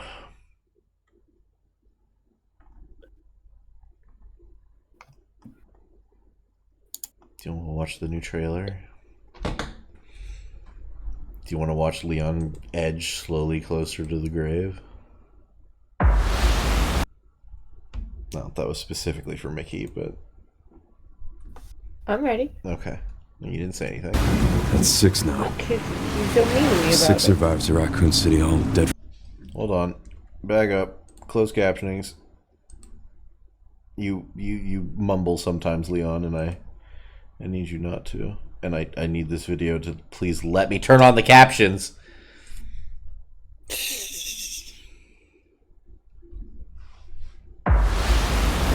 That's 6 now. 6 survivors at Raccoon City home, dead from the same thing. Yeah, that's not good.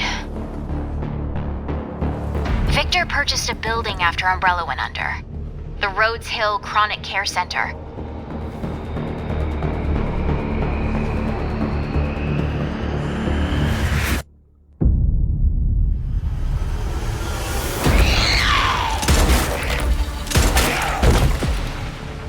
You okay? What does Victor want with you? What do you mean? He grabbed you for a reason. Did you find anything on Opus? Not yet. Nothing on the servers of the CIA or the Pentagon. You So this is are Leon? ignorant. What did you say, Lex? I'm sorry. This is Leon? Yes. Leon, we're running out of time.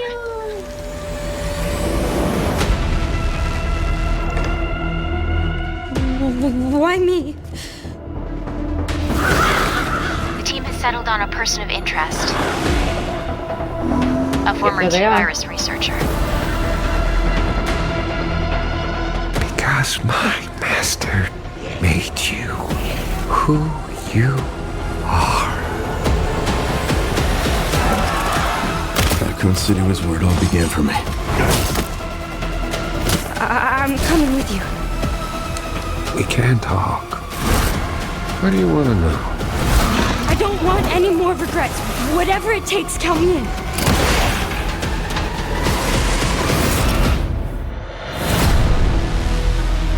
Okay, I like that she seems like she is able to hold her own. It's been a while We will since not you've been have back to there. Bitch closet her. There she is. Since you've been back There's our there. girl. There's Sherry. Sherry. Sherry.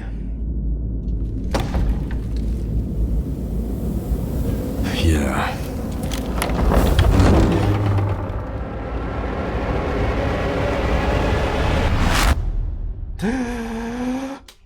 Okay. That was the police station. Yeah. It's all coming together. It's all coming together. Yeah, once she meets Leon, she seems like she can defend herself. But it's also been stated that there's not going to be enough ammo for her to deal with enemies. So... But it seems like if they cross paths with each other, if Leon goes into an area and clears out the enemies, and Grace goes into that area later on, the enemies will not be there. That's good. So we'll see how that goes.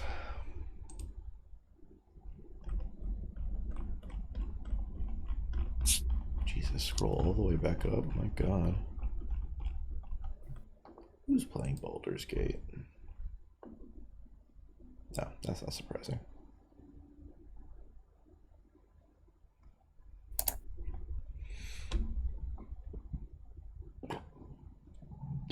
Alright, so I guess we're going back to High on Life. We can. High on life.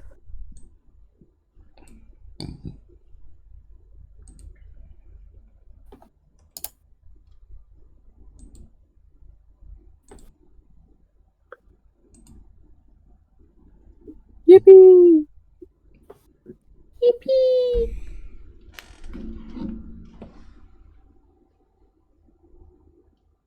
Y'all ever been to Cheesecake Factory? No.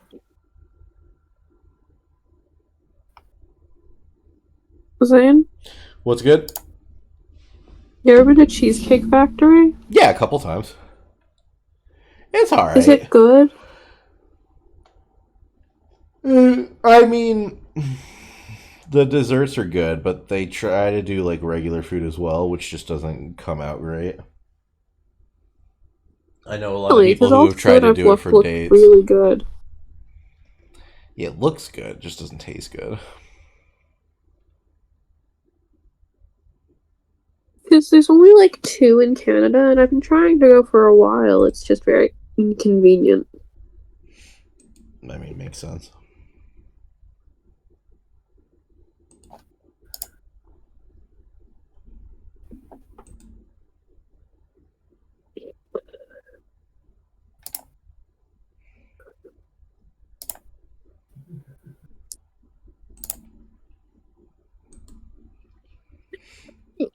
This game will eventually launch, I swear. You good, buddy? Yeah. I wasn't talking to you, I'm talking to the one coughing. They have the bubonic plague. Again? What the fuck you mean again? I feel like just like a couple weeks ago you said you were getting the bubonic plague. I had it last week. Yeah. Is this the same plague or is this a new strand? This is the same plague. Okay.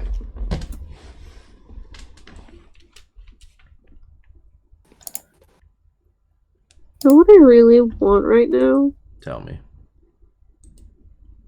Gas. Mac and cheese. No, I just had mac and cheese. Damn.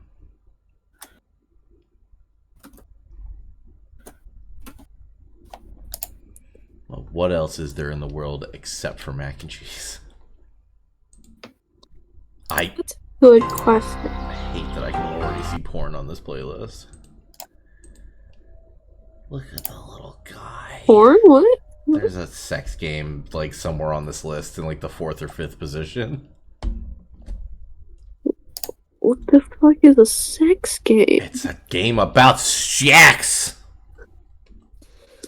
Aren't we gonna play High on Life? I'm waiting for it to launch. It says it's currently there. It is. It says it's currently loading. Yo, sounds of horses. Oh my god, we should play a horse game. No, thank you.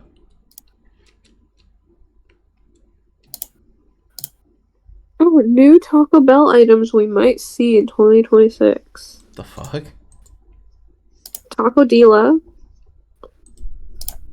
Cheesy Gordita Crunch Sliders. Crunchadilla. None of these words are Ooh, healthy. Cinnabon Chillers. Mexican Pizza Empanadas. Mickey water boiling simulator. Queso Crisp Tacos. Diablo Chicken Nuggets. Water boiling? What?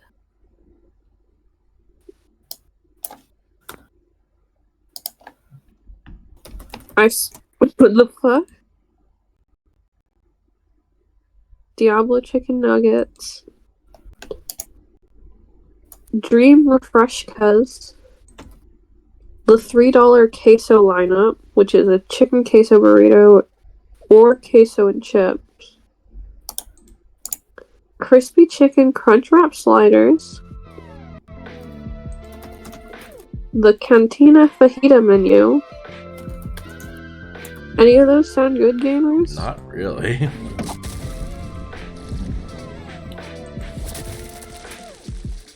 I'm gonna be honest, their queso looks kind of like crap. Everything at a Taco Bell looks kind of like crap. But you know what actually doesn't look bad is their churro chillers, the Cinnabon collab. Oh yeah? Yeah, it looks pretty good. I don't think they should do fajitas though. Aren't they already doing fajitas? Do you know what a fajita is?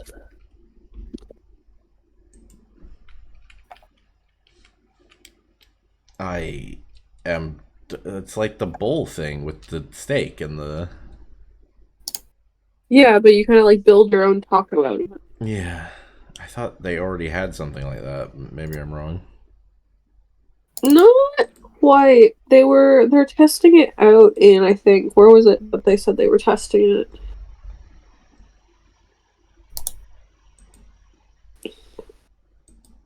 Oh, you know what this means, Mickey. Time to build those shaders. I'm gonna be honest, the Tacodilla, the first thing on the list, kinda looks like a penis.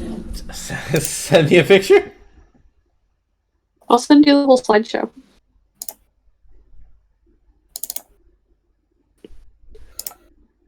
The fajita menu was tested in Dallas.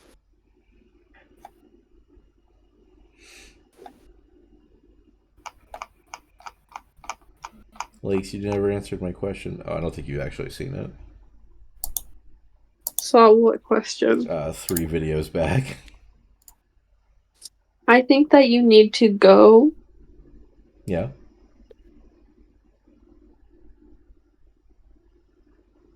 and Mm-hmm. do things. Are you watching the video right now? I saw the comment, and the answer is never. Go look at the video. Oh, you sent me. I haven't seen To Be Hero X. I know. I think this is in the first episode, quite honestly. No, because that's no. I can't tell anymore. Because that's not the protagonist of the first episode. He's the protagonist of the second arc. Is he? Yeah. I can't tell the difference between half of these fucking people. They look very different. You doing all right there, Miki? No. What's the matter, buddy? I thought I'd take a minute to apply for some jobs, and it's not happy with me. Are you It's upset not 'cause letting you can't me. have any of these Taco Bell menu items? Yes, I am. I'm getting very hungry listening to y'all, and I'm very upset. The about Taco it. Dilla does look like a penis. You are correct. Yeah. Taco Dilla? Don't you mean Taco Dill? Dildo? Yeah. Yeah, go for it. Yeah. Jump with both feet in on that. Commit. No, because I made the penis joke earlier with no hesitation. Okay.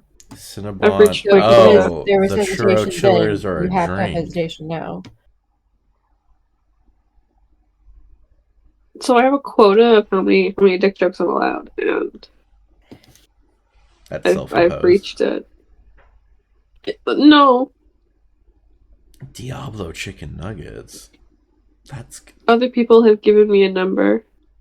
The fuck you mean boiled chicken wings? What do you mean you're boiling chicken wings? What do you mean? What do you mean you're microwaving a baked potato? Hell yeah, and it tasted good. You're a bad person. I'll microwave some fucking tea, and with my middle fingers in the air. Care. Sorry, they're boiling it and then they're pan frying it. Never mind, you're forgiven. You.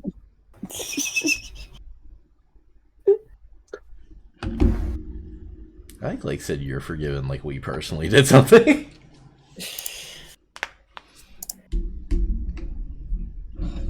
Jesus, I'm gonna go to bed by the time these shaders build. Fuck. You know what's great?